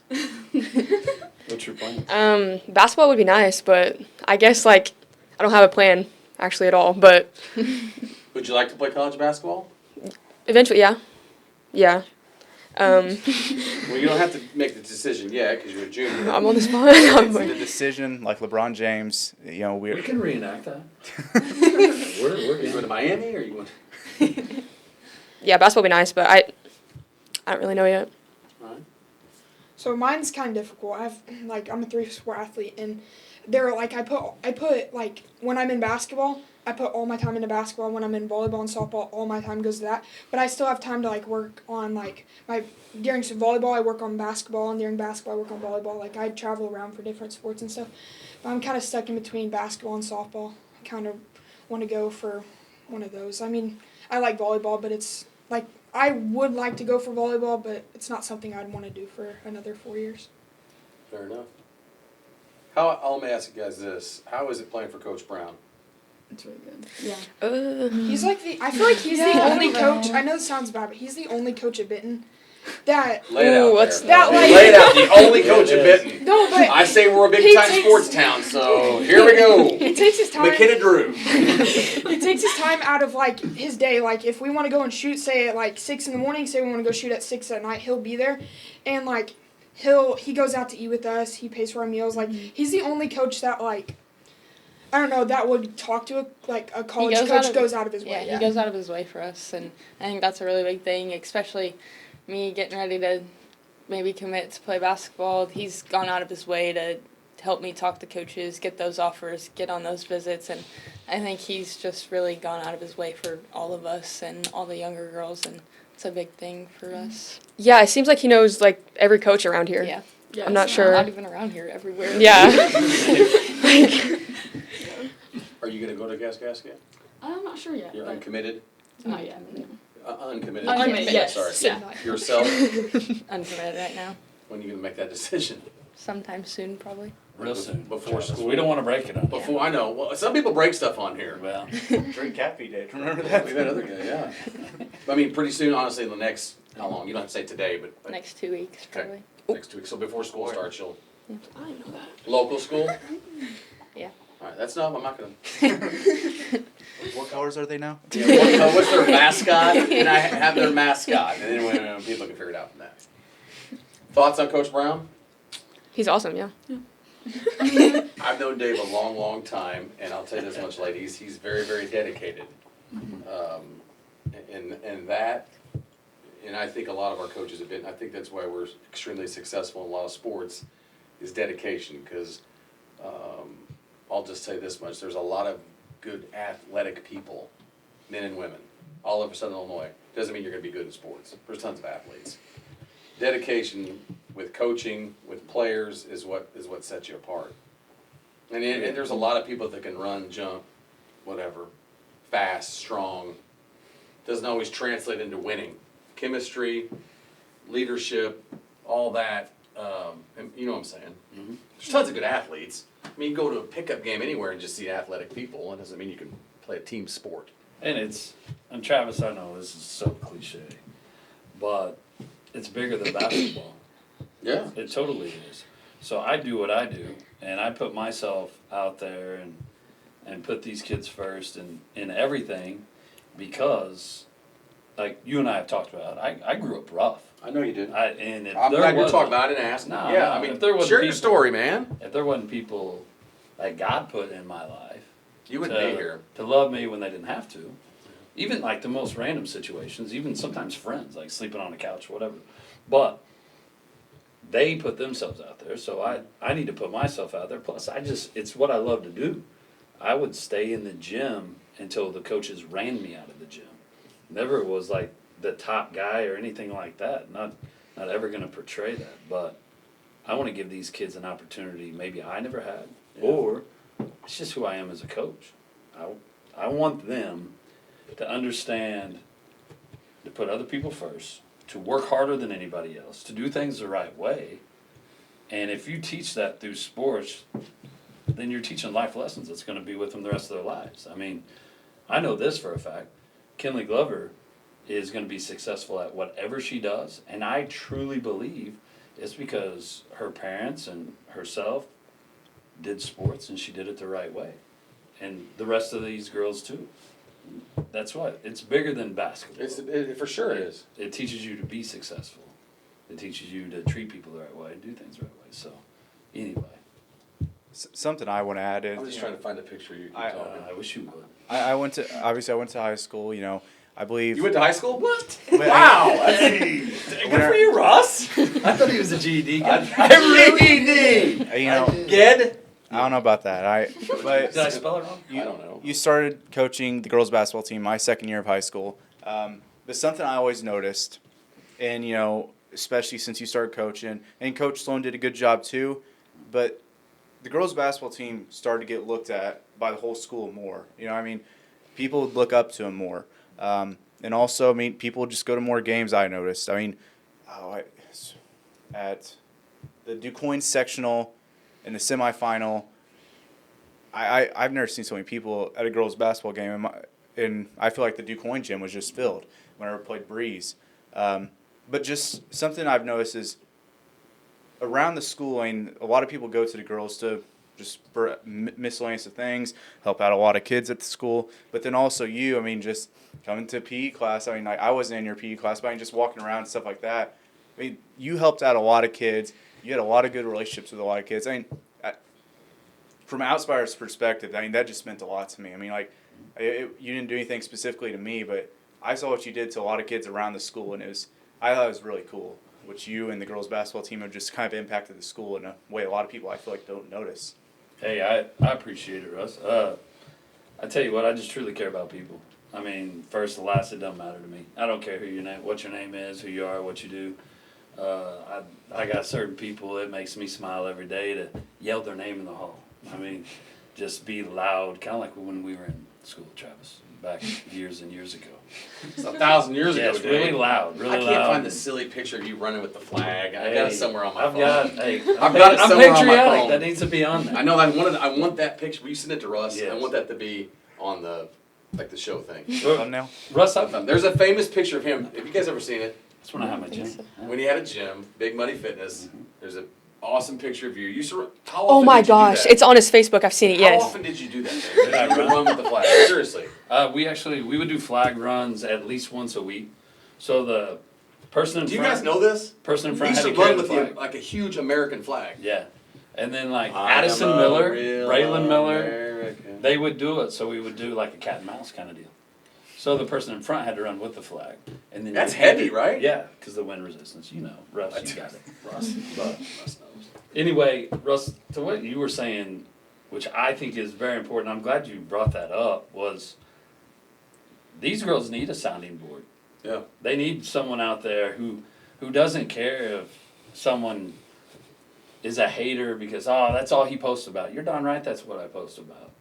Anytime they do anything, You should be a shameless promoter of your athletes. Heck yeah, you should be the biggest promoter. They're bigger than you, right? Yes. How many coaches?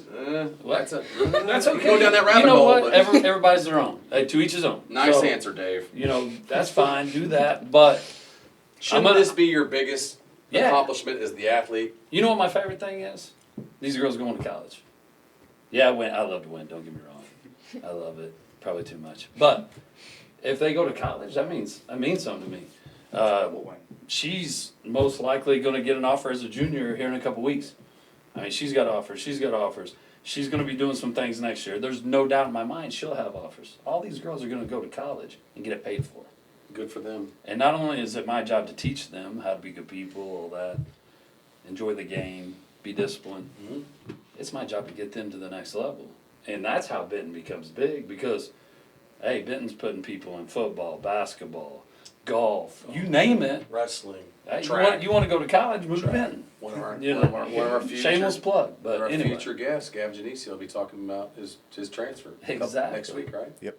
But that's what it's about. And the thing is, man, the great thing about it, more people are going to come, more people are going to watch, and more people are going to root against us. We got some people that want us to lose. I kind of enjoy that.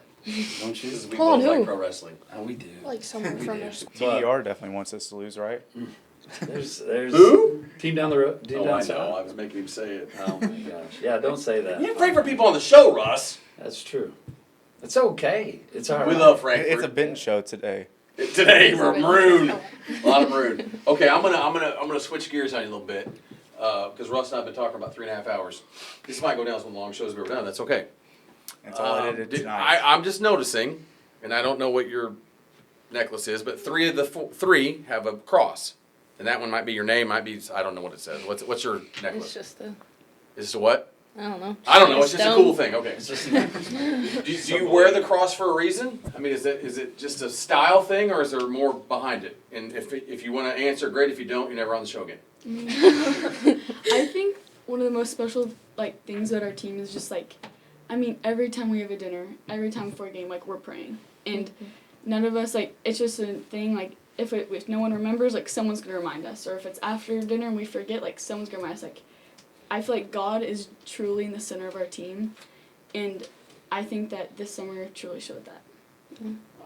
I totally agree. I usually have my cross on, and I don't today. Oh, I wasn't trying to. I just noticed they had it. I was just saying, but I think what Addie said, even I know there was a couple times this summer where we didn't pray before a game, and it's usually you Addie. lost? No, you didn't lose. No, we didn't lose, but Addie's. They were way too close. Addie's always the one Games were too usually. close. Addie's always the one usually speaking up about it, saying, "Guys, we didn't pray," and we'll get together immediately and pray. And every time before a meal, we go out to eat all the time, and every time we're praying. And before games, that's one of the things after starting lineups, we all come over and pray, and that's been a huge thing. God is truly the center of all of this, and I'm so grateful that He's blessed us all with the gift to be able to play together and play the sport that we love. Yeah, I've never really, I've never been really close to God. I don't go to church often, but on this team, I think I've gotten closer because everyone's praying all the time, which is great. And I like to see it, I feel a lot closer. That's nice. Thanks for being open and honest. It's not always easy to do. I can tell you this much. I said it, you guys probably didn't hear it, but I think I said when Vic Munoz was on here. Vic's one of my good friends, but I think youth of America are way more open to talk about things than when I was a kid. My dad was a youth pastor. He used to give me these Christian papers to hand out, and I'd act like I handed them out, and I never did. I didn't want to get made fun of. And that's terrible to admit, man. But honestly, now it's, sorry, Dad, I love you. But I gave them out sometimes, maybe. But I think people are more open and feel more free, your generation, to, I don't know if it's because of phones and people know everybody now, but help me out here, Dave. Am I wrong with what I'm saying? No, I'm going to let McKenna talk about God here, but Jesus, I want to hear about Jesus on here right now. I want to talk before McKenna because I want to say something about McKenna that I noticed. And I'll tell you this, first and foremost, I am not perfect in my life. Are you serious? I try. I dabble. I stick a toe in every now and then, but I mess up every day. Yeah. And God has been there for me no matter what. Amen. Okay, so yeah, it's huge. I'm no saint. Neither are we as a team, but we do put God first. And this kid right here next to me, every day she's posting a prayer, a verse, 3 prayers, 3 verses. And as a coach, I sit back and I'm like, that's awesome. That's great.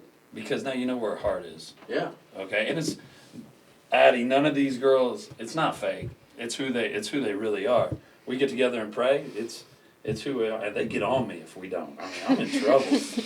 But not only that, we had Madeline last year who would, after shooting, go to her car and read her Bible every single day. She's going to go play at Colorado State. Sorry, that's Docker, my bad. No, Colorado Christian, which is down the road from Colorado State. All right, nice. Not too far. Anyway, so that example rubbed off on me, and really, I started going to my office and praying every morning because I thought, this kid is setting an example that I need to follow. And it was great for me, and that they do that. She doesn't know this, but I see what she does, and I'm like, man, I got to be better. So you talk about what you do because I'm proud of you. Well, so Yeah, like he said, like every day I post on Instagram, I post like a Bible verse every day. I don't remember his name, but he posts every day. He sends out like this. I'm sure they probably get it too. It's like this big Bible verse, and he sends it out every single day. He just follows like people on Instagram. He sends a big, huge text out and just sends it to everyone. I think it's really important, like what he said, like Madeline praying and reading her Bible in her car after like shooting has actually helped me a long way. And like praying before games, I feel like our teams, like when we get on the court, we're more like God-centered. I feel like we don't, I don't know how to say it. So we'll get out on the court and it's not more of like, oh, we're going out there, like some teams will be like, we're going to go out there and hurt them so they can't play. Like they won't have somebody for the rest of the season. I don't feel like we're like that. We're like, we just want to be a team. We just want to move. Like we don't want to hurt anybody. We just want to go out there and beat them. So what she's saying is we do pray to win. No, I get it. Is that wrong, Russ? Is that wrong? I think it's wrong. I don't think, the Israelites did it. Why can't we pray? I'm in. I'm right. in. And then, like, last year, if we didn't pray, Jay-Z would always, like, Jay-Z would be on our case, but I feel like Addie took the role this year, and, like, she's really, honestly, got out to a lot of the freshmen. Like, I feel like it's very Beyonce's important. husband was on your team. Yeah. Jay-Z. Jay-Z. Oh, The greatest. H to the Izzo. But here's the thing, Trav. Like, Never been said on Ballin4God before. H to the Izzo. yeah. Hey, he was spitting bars. Did you guys hear I that? did. I can rap. But here's the thing, Travis. Like, the greatest thing I like about these girls is, yeah, they're into God. Yeah, they're praying. They're doing this. But not one of these kids are ever going to make you feel like they're better than you. Yeah, They're never that's going to look important. down on anybody. They're Sure. going to care for. All of them have huge, huge hearts, and they do it the right way, and that. I think That's that's why they're awesome. tight knit. Oh yeah, because they're selfless. They really are. Like, Kinley doesn't care if Preslee goes off for 30 points and vice versa. And Addie doesn't care if she shoots a layup ever because she really doesn't want to shoot. They don't. There's not a fight about who has the ball. There's not a fight about who's doing what. They're doing it collectively together to win, and that's awesome. And I'm gonna go a step further. I'm gonna say that I like a lot of that translates to home life. You're raised a certain way. I'm sorry, it's part of it. They got good parents. Yeah. All of them. They really do. A good support system at home, parents, grandparents, whoever's raising, I don't care, whoever you're around, that shapes human beings. It does. But they do it when no one else is watching. That's the thing. They might not know that. Like, I'm trying to make sure everybody's doing the right things and whatever, walking around school, and they're being good to everybody. They're good people and do it the right way. So, I think. How much has God played in your life, Dave? I mean, I know you. Everything. I know you outside of here, but everybody on this doesn't. Everything. Is this a Charlie Cass podcast? Because I was on there once too. But no, shout out to Charlie. But God's everything. I wouldn't be here. I think he obviously looked out for me. I mean, I grew up, like we said, I didn't have anything. Like, my mom was a drug addict, my dad was a drug dealer, and he was in prison for most of my life. And there was times we didn't have running water or electricity. Like, I learned how to survive young. I learned what time my neighbor friend ate. I learned what, if I went to church on Sundays, I got 2 sausage biscuits from McDonald's. Man, it was good. I'm telling you, if you're missing meals, man, a sausage biscuit. But Still are good. yeah. Hey, little known fact. Blakely Johnson, Coach Blake J, assistant coach now, played for me. One of my faves, never has had McDonald's. Do what? Never had a Happy Never. Meal. Never had McDonald's. She's never had McDonald's fries. She's Like, never I don't had know. McDonald's fries. Never Benji had. Johnson doesn't allow it, or Don Johnson doesn't allow I it? think this was. I don't know. I don't know who's calling the shots on that one, I but thought she's got she's ass. never had McDonald's. Anyway, back to what I was I probably saying. eat 14 times a week. It's good. Ask Reese and Parker about that. What? So we're gonna have to ask Reese and Parker about that too. Oh, I'll them call dudes Benji are right loving now. McDonald's. Don't I mean? Benji But right now. so I don't know where that came from, but and I went to church, and there people who were involved with church always were there to save me when I need saved or give me a place to live. I mean, truthfully, I've been homeless before. I've lived out of my car before, like, not for long periods of time, but no one's been in a position where you don't know where you're going to sleep. I have. And I wouldn't trade that for anything. Do you mind to share some of the people that have helped you in life? Well, I mean, obvious, the Rabies. Glenda Raby, Bill Raby, there's 48 Rabies. There's the 48 kids, Rabies, yeah. There's a lot of them, Justin Raby and all of them, but they treated me like family. Jeanette Tate, she just passed away this year. Jason Tate, he couldn't shoot, but he could play defense. Great defense. Yes, still can't shoot, I'm sure. His, Andy Tate, the Tates lived down the road from me, but she took me to church, she looked out for me, and if it wasn't for her, I wouldn't have made it. It's a lot of people, man. A lot of friends. I slept on Justin Wyatt's couch I knew that. for a year. I played basketball at your house every day when you weren't home for a year. And I was getting better, you weren't. I know, man. But Oh, that's hilarious. Derek Mockabee, Jordan Fraley's been my friend my whole life. Huge Fraley Insurance. They looked out for me. They took me in. They would go and buy me clothes or a meal or whatever it is. But I'm thankful for that, and that's a God thing. But in doing that, that's why I am who I am to these kids. That's why I'll do whatever it takes. You don't take anything for granted. No, heck no. I want to see them prosper. But That's good. Yeah. Russ, it's late, man. Finish her up. Finish us up, brother. I know I gave Coach Brown a compliment earlier, but I just want to give him another one. We seriously, you go back to, and we've had several coaches on by themselves without players, but seriously, you could have a show where we just have you on. You know what I mean? Like, move over. Well, we could have a show with just you on, but every time you've been on, you've had players on. I'd be open to having you just on if you want, but I'm just saying. I know where you're going with this. I get it. You're a shameless promoter. It's more about them. It's more about the girls that are on your team, and I think that means a lot to not only just them, but also the community around Benton. I think that's why girls basketball is starting to get more respect and around here, and I think it's very important and impacts a lot of people among this room. And I think it's really cool what you do. How about the social media stuff? Come on, ladies. How about all the videos? I don't have social media. Obviously, my wife does and my boys do. So I see things. And the guy that was the guest right before us, obviously Kyle Bacon's a really good friend of both of ours. Excellent friend. He's a great, great man. He really is. I'm very proud of him. But, he'll show me some of the stuff you do because I'm not on it very often. And it's, what do you guys think? Is he next level over there with all this? I think AI is his best friend. Oh my god. Hey, but it works. But it works though. So what's the coolest thing he's done with AI with Probably you guys? most of the time you can't really pick out who we are. When they played Nashville and we were in a boat, we were oh my gosh, that was the best one. I saw one where she was crossing the Delaware River, wasn't it? Or yeah, Kinley was pointing the way. Number 12. But we have fun with it. How about the belt? Oh, the belt's Do you great. still have the belt? Oh yeah. How do you win the belt?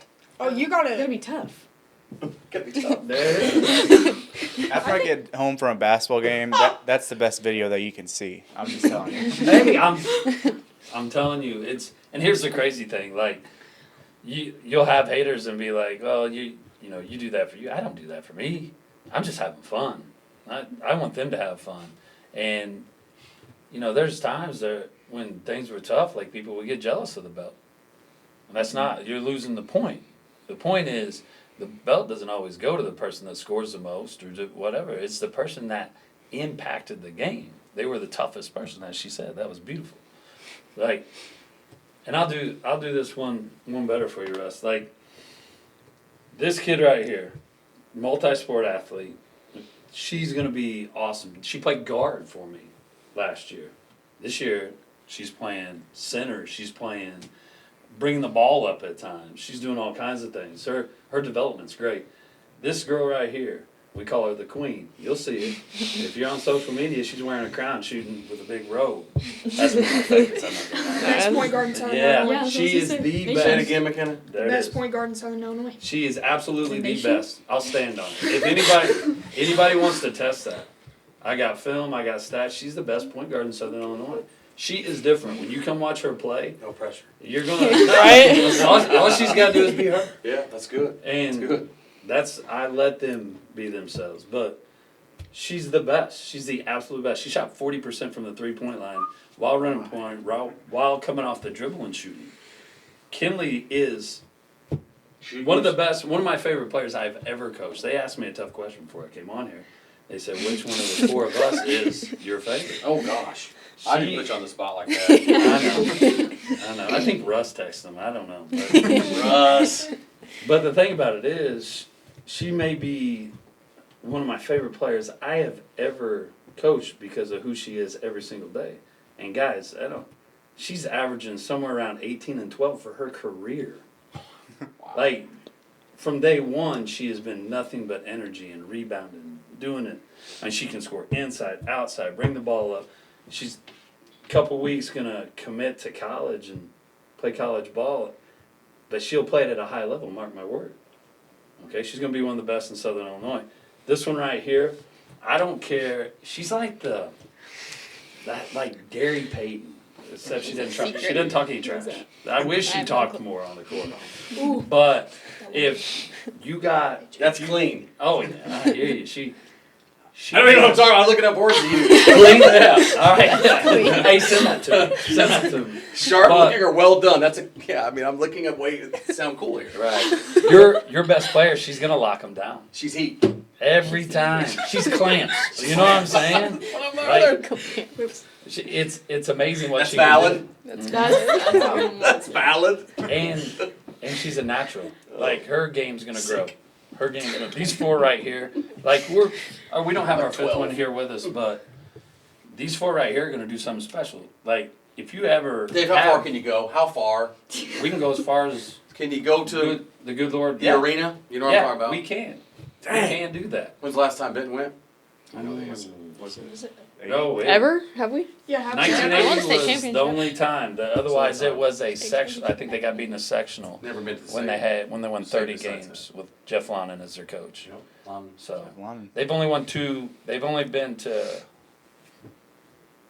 two sectionals, I think, and that's the 80 team. How many regionals have you won? How many you? Me? Okay, so I've coached high school ball for. No. With Benton women's basketball. Oh, then two. Yeah. Yeah, 2 and So 4 with- years. It's about to be 3 though. That's right. That's Your right. first year last year, correct? Yeah. Inslee's And this year, so- senior year. Mhm. You won that year. Mhm. Got beat DuQuoin in the sectional, correct? It was at DuQuoin. Got beat by Breeze. Breeze, By Breeze, yeah. That's our bugaboo. You know what I mean? Are you with me on that? Yeah.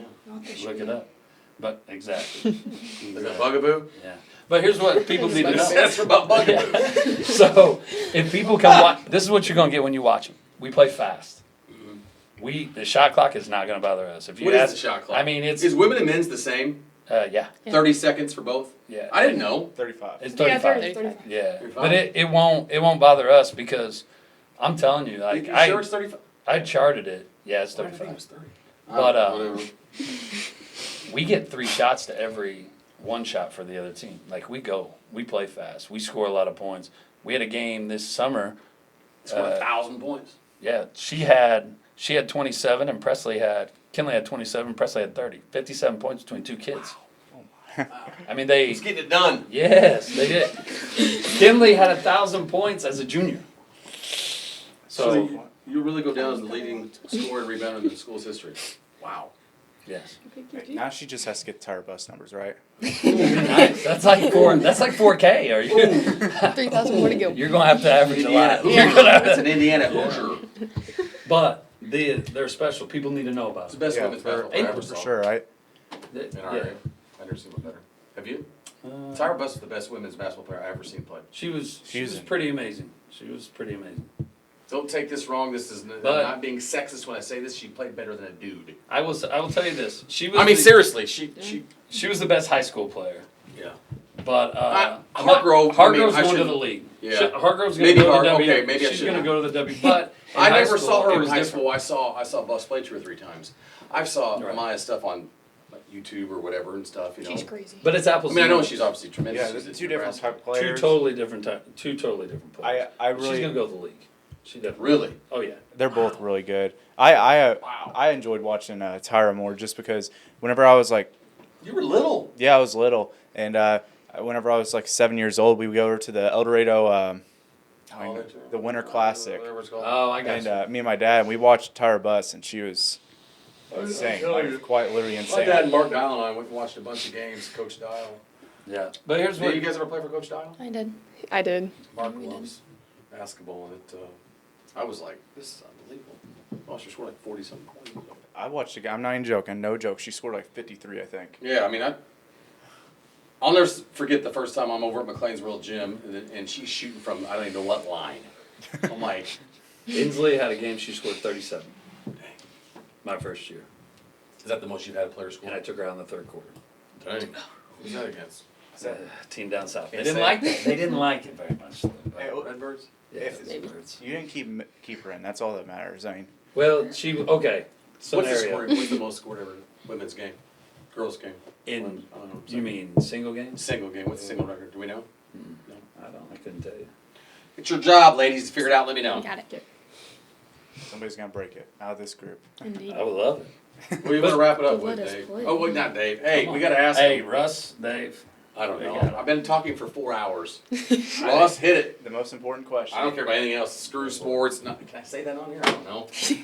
I just did. You can edit that if you need It's to. not a sports show anymore. It's not a sports show anymore. Canes or Chick-fil-A? That's You what's have to- important. yeah. I'm going that's- last. I'm going Chick-fil-A, last. I'm all the ready. way. Why? Ooh. Because their sauce is better, their fries are better, their nuggets are better. You know where I'm going. I'm sorry. That just makes McCain's me mad. fries, buns. It's so Yes, they are. They're so bad. Look it up. What it is.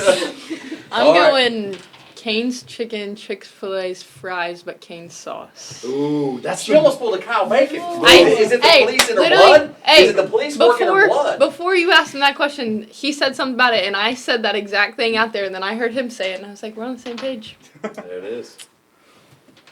You're up. I'm gonna say Canes because, I mean, Chick-fil-A's closed on Sunday, and Kanye made a song about She's it. got to eat. it's serious. Yeah. You're a Canes fan. Yeah. What do you get there? Do you care? Everyone gets the same thing, I don't right? know. I don't even know. Side chicken tenders. Travis Sanders. Travis doesn't go. You know what I eat, man. I mean, it's been talked about on the show a lot. Mckenna? Ooh, Canes all the way. I don't really Addie's care. the only one allowed back on the show. I don't give like, I don't know. I don't like I like Chick-fil-A's fries, but like, You like They're the not even waffle good. fries? but Yeah. Cane's fries, they're just different. Their sauce, I don't know how they make it, but if you go anywhere and you go to Straight Cane's, pepper. you have to get their It sweet is tea. peppery. It's so Their peppery. sweet tea's the best thing there, Sweet and tea. their bread. DB, come on, bud. All right, listen. Come on, pal, it's friend, like amigo. this. Hey, we're older. You said it, right? You know, I'll put it like this. old The person people in at Cane's said, all right, what's every little kid in America get when they go out to eat? Chicken tenders. Oh, my kid Lee. It's Not the oldest one, it's the for young- little some kids. Give me Chick-fil-A. They got Thank you. they got more of a menu. They've I'm a got mixture. the fries, they got the sauce, they got whatever. Crispy grilled. Bring it. But Cane's, it's You know you get naked. for tenders little at it's for Cane's? little Yeah. kids. You know what I'm Family saying? show, Russ. All right, I'm gonna hit you with this, guys. I'm gonna tell myself, right? So, I leave for Florida last Saturday. I don't even know what day that was, but June something. We have a new Chick-fil-A story. It's tremendous. So it's Saturday, and we're gonna wrap it up with this. This will go down in history, folks. Looking right at you. My favorite part of The Office is when he would stare right at the camera because he was my man. So here's reality. Melissa Severin and Brody Severin don't like storms. Trey Severin and Travis Severin are clueless. They don't care. I mean, Trey and I would like drive through a hurricane or something. I don't care. No. My wife is her and her best friend Stephanie, which you know. Stephanie Brown and Melissa Severin are more scared of storms than anybody on the planet. So we get through Paducah. I'm gonna drive about halfway. I'm gonna drive to Prattville, Alabama. That's halfway, a little more than halfway for us to get to Florida. And we get to Paducah last Saturday. Melissa's phone starts going off. She's like, oh. I'm like, it's probably nothing. She's like, oh, tornado warning. I'm like, it's not big deal, it's tornado warning. But like, warning means something's touched down, right? So I get my Chick-fil-A, and she's like, no. So I put my 30-piece nugget on the dash, and all of a sudden, I've never seen this before ever. On her iPhone and my iPhone, it says imminent danger. Seek shelter. Imminent danger. I've never seen this on my phone ever. Imminent danger. I'm like, oh. She's like, Travis, gotta pull over. We gotta pull over. I'm like, oh. And Trey's like, oh, Dad, let's go. Marie's like, Dad, you. So I'm just trying to get past Kentucky Oaks Mall. I gotta get to the ramp. I gotta get on the interstate. So I get on the interstate. Melissa took pictures. You can see the tornado back behind us, pretty close. I mean, the cloud, it's legit. I'm just gutting it. I'm just flying on the interstate. She's like, what? She's losing her mind. I'm just popping nuggets. That's a 30-piece. And I don't eat them. I eat the real fried. Bad for you. Yeah. I take my sauces.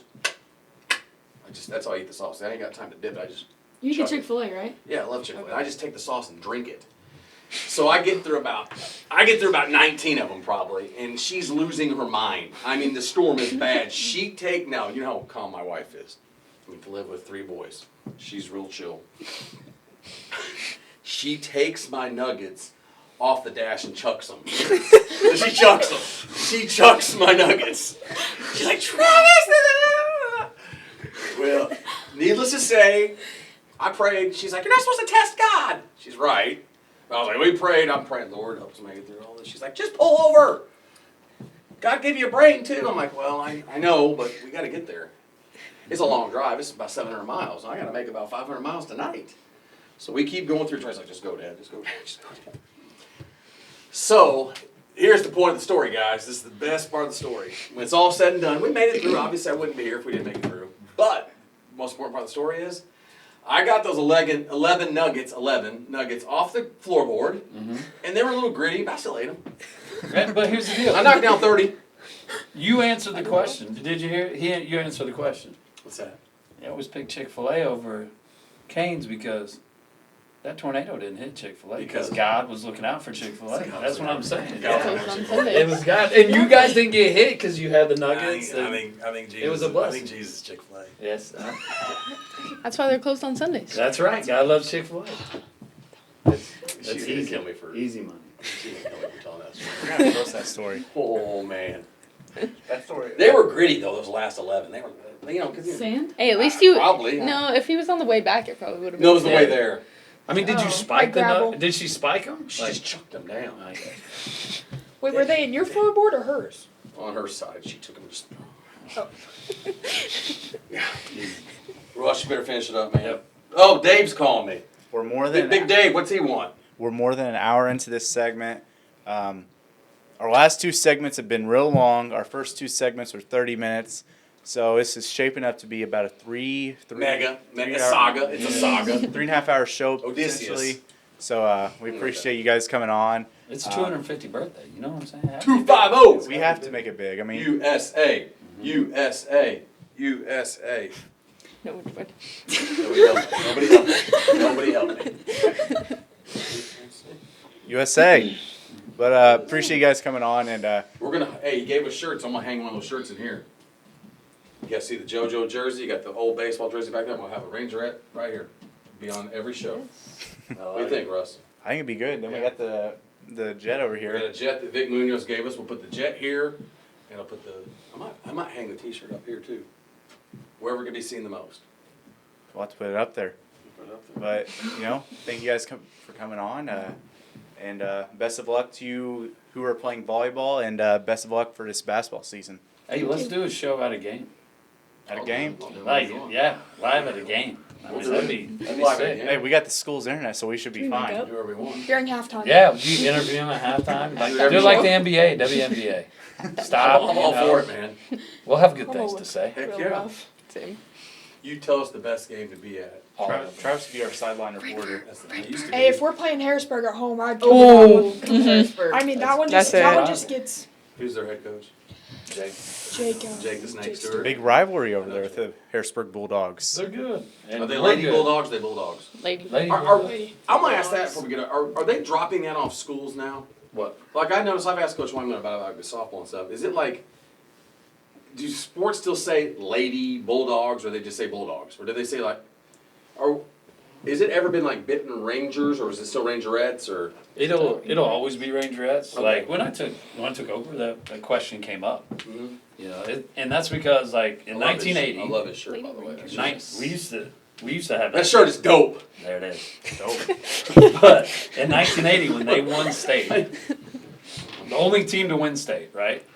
Mm-hmm. Oh, they had track teams. They won state later. Yeah, I get it. Okay. Anyway, Who's here at 9? so the Awesome. I don't know. Shows up Yeah. 4 hours into the This show. guy. There it is. Doesn't know where he's at. Can we interview him? No. But when they won, the people that helped them in that run was a couple family members. All right, and they dubbed them the Rangerettes. And it was kind of to go with what you were talking about earlier. No one was giving them the respect I get or it. care or love because it was girls' sports in 1980. Yep. And so, Rangerettes, it's about that. It's about exactly what you were talking about people showing them the respect and knowing who they are and lifting girls that are athletes, lifting them up. So I don't think we'll ever lose it. If we do, there'll probably be pitchforks and people burn the place down. But that's the thing. That's where it started. So, Lady Bulldogs, Rangerettes, it's all good. We done, Russ? I think we're done. I wish that more teams would keep that. I mean, I think that there are some teams that are starting to do away with the lady stuff, but I hope that more teams keep it. I know that I like Centralia's. Centralia's is my favorite. The Annies. The Annies and the Orphans. Yeah. But I appreciate you guys for coming on. And I took you for a pretzel guy. Pretzel? New Berlin. Yeah. New Berlin? Yeah. New Berlin pretzels. That's. Who are the Comanches? Do they call them the lady pretzels? I'm sure they are. Yeah, they do. Yeah. Lady pretzels. And when they do for like cheer and stuff or competition, they always announce it as the lady pretzels. I'd like to Lady ride around and pretzels. shoot things. Is there a team I can be on? I can just ride up and shoot things. You can come. Hey, yes. hey, I come to Ewing. You have a T-shirt gun, right? I put that T-shirt. away a long time ago. No, it's These time to guys break were it like out. kids when I. Break it out. You would Let's give me go. one for girls' games. Yes. Can you give me one, honestly? Yes. Are you serious? I will If get you it ask- If you done. give me one, I will shoot him. If you ask Nick, he'll get it for you. You got Jay-Z a gas mask. Yeah. He'll get I got you you a what? a It's gas a long mask. story. It's a This long long Who got you a gas story. mask? No. Who did she needed say a got gas it? mask. Jaden. My Who's Eddie? assistant. Nick got it. Nick. Mm-hmm. The dealer. Yeah. The gas mask. But who got it for her? Nick. Who's Nick? He, Our He's assistant our coach. Yeah. Nick who? Griffith. Nick Griffith. Mm-hmm. A gas mask. You don't want to know. The heck do you have a gas No, We you thought don't he, know. we You thought he can't was know. kidding, and he just showed up with. All right, show's over. Thanks for coming on. It's been a lot of fun, and There it is. it's late. It's the late show. My wife would be done an hour and a half ago. She's like, no, you won't. She knows me too well. I mean, we were rolling with Coach Taft and Vic, and then Kyle came on and got all serious. No, Kyle did a good job. We appreciate you. Thanks for coming. It's awkward because the show's just done. Like, the Yeah. segment's over, but we're still talking, so we can just do. There it is. Did I do it right, Russ?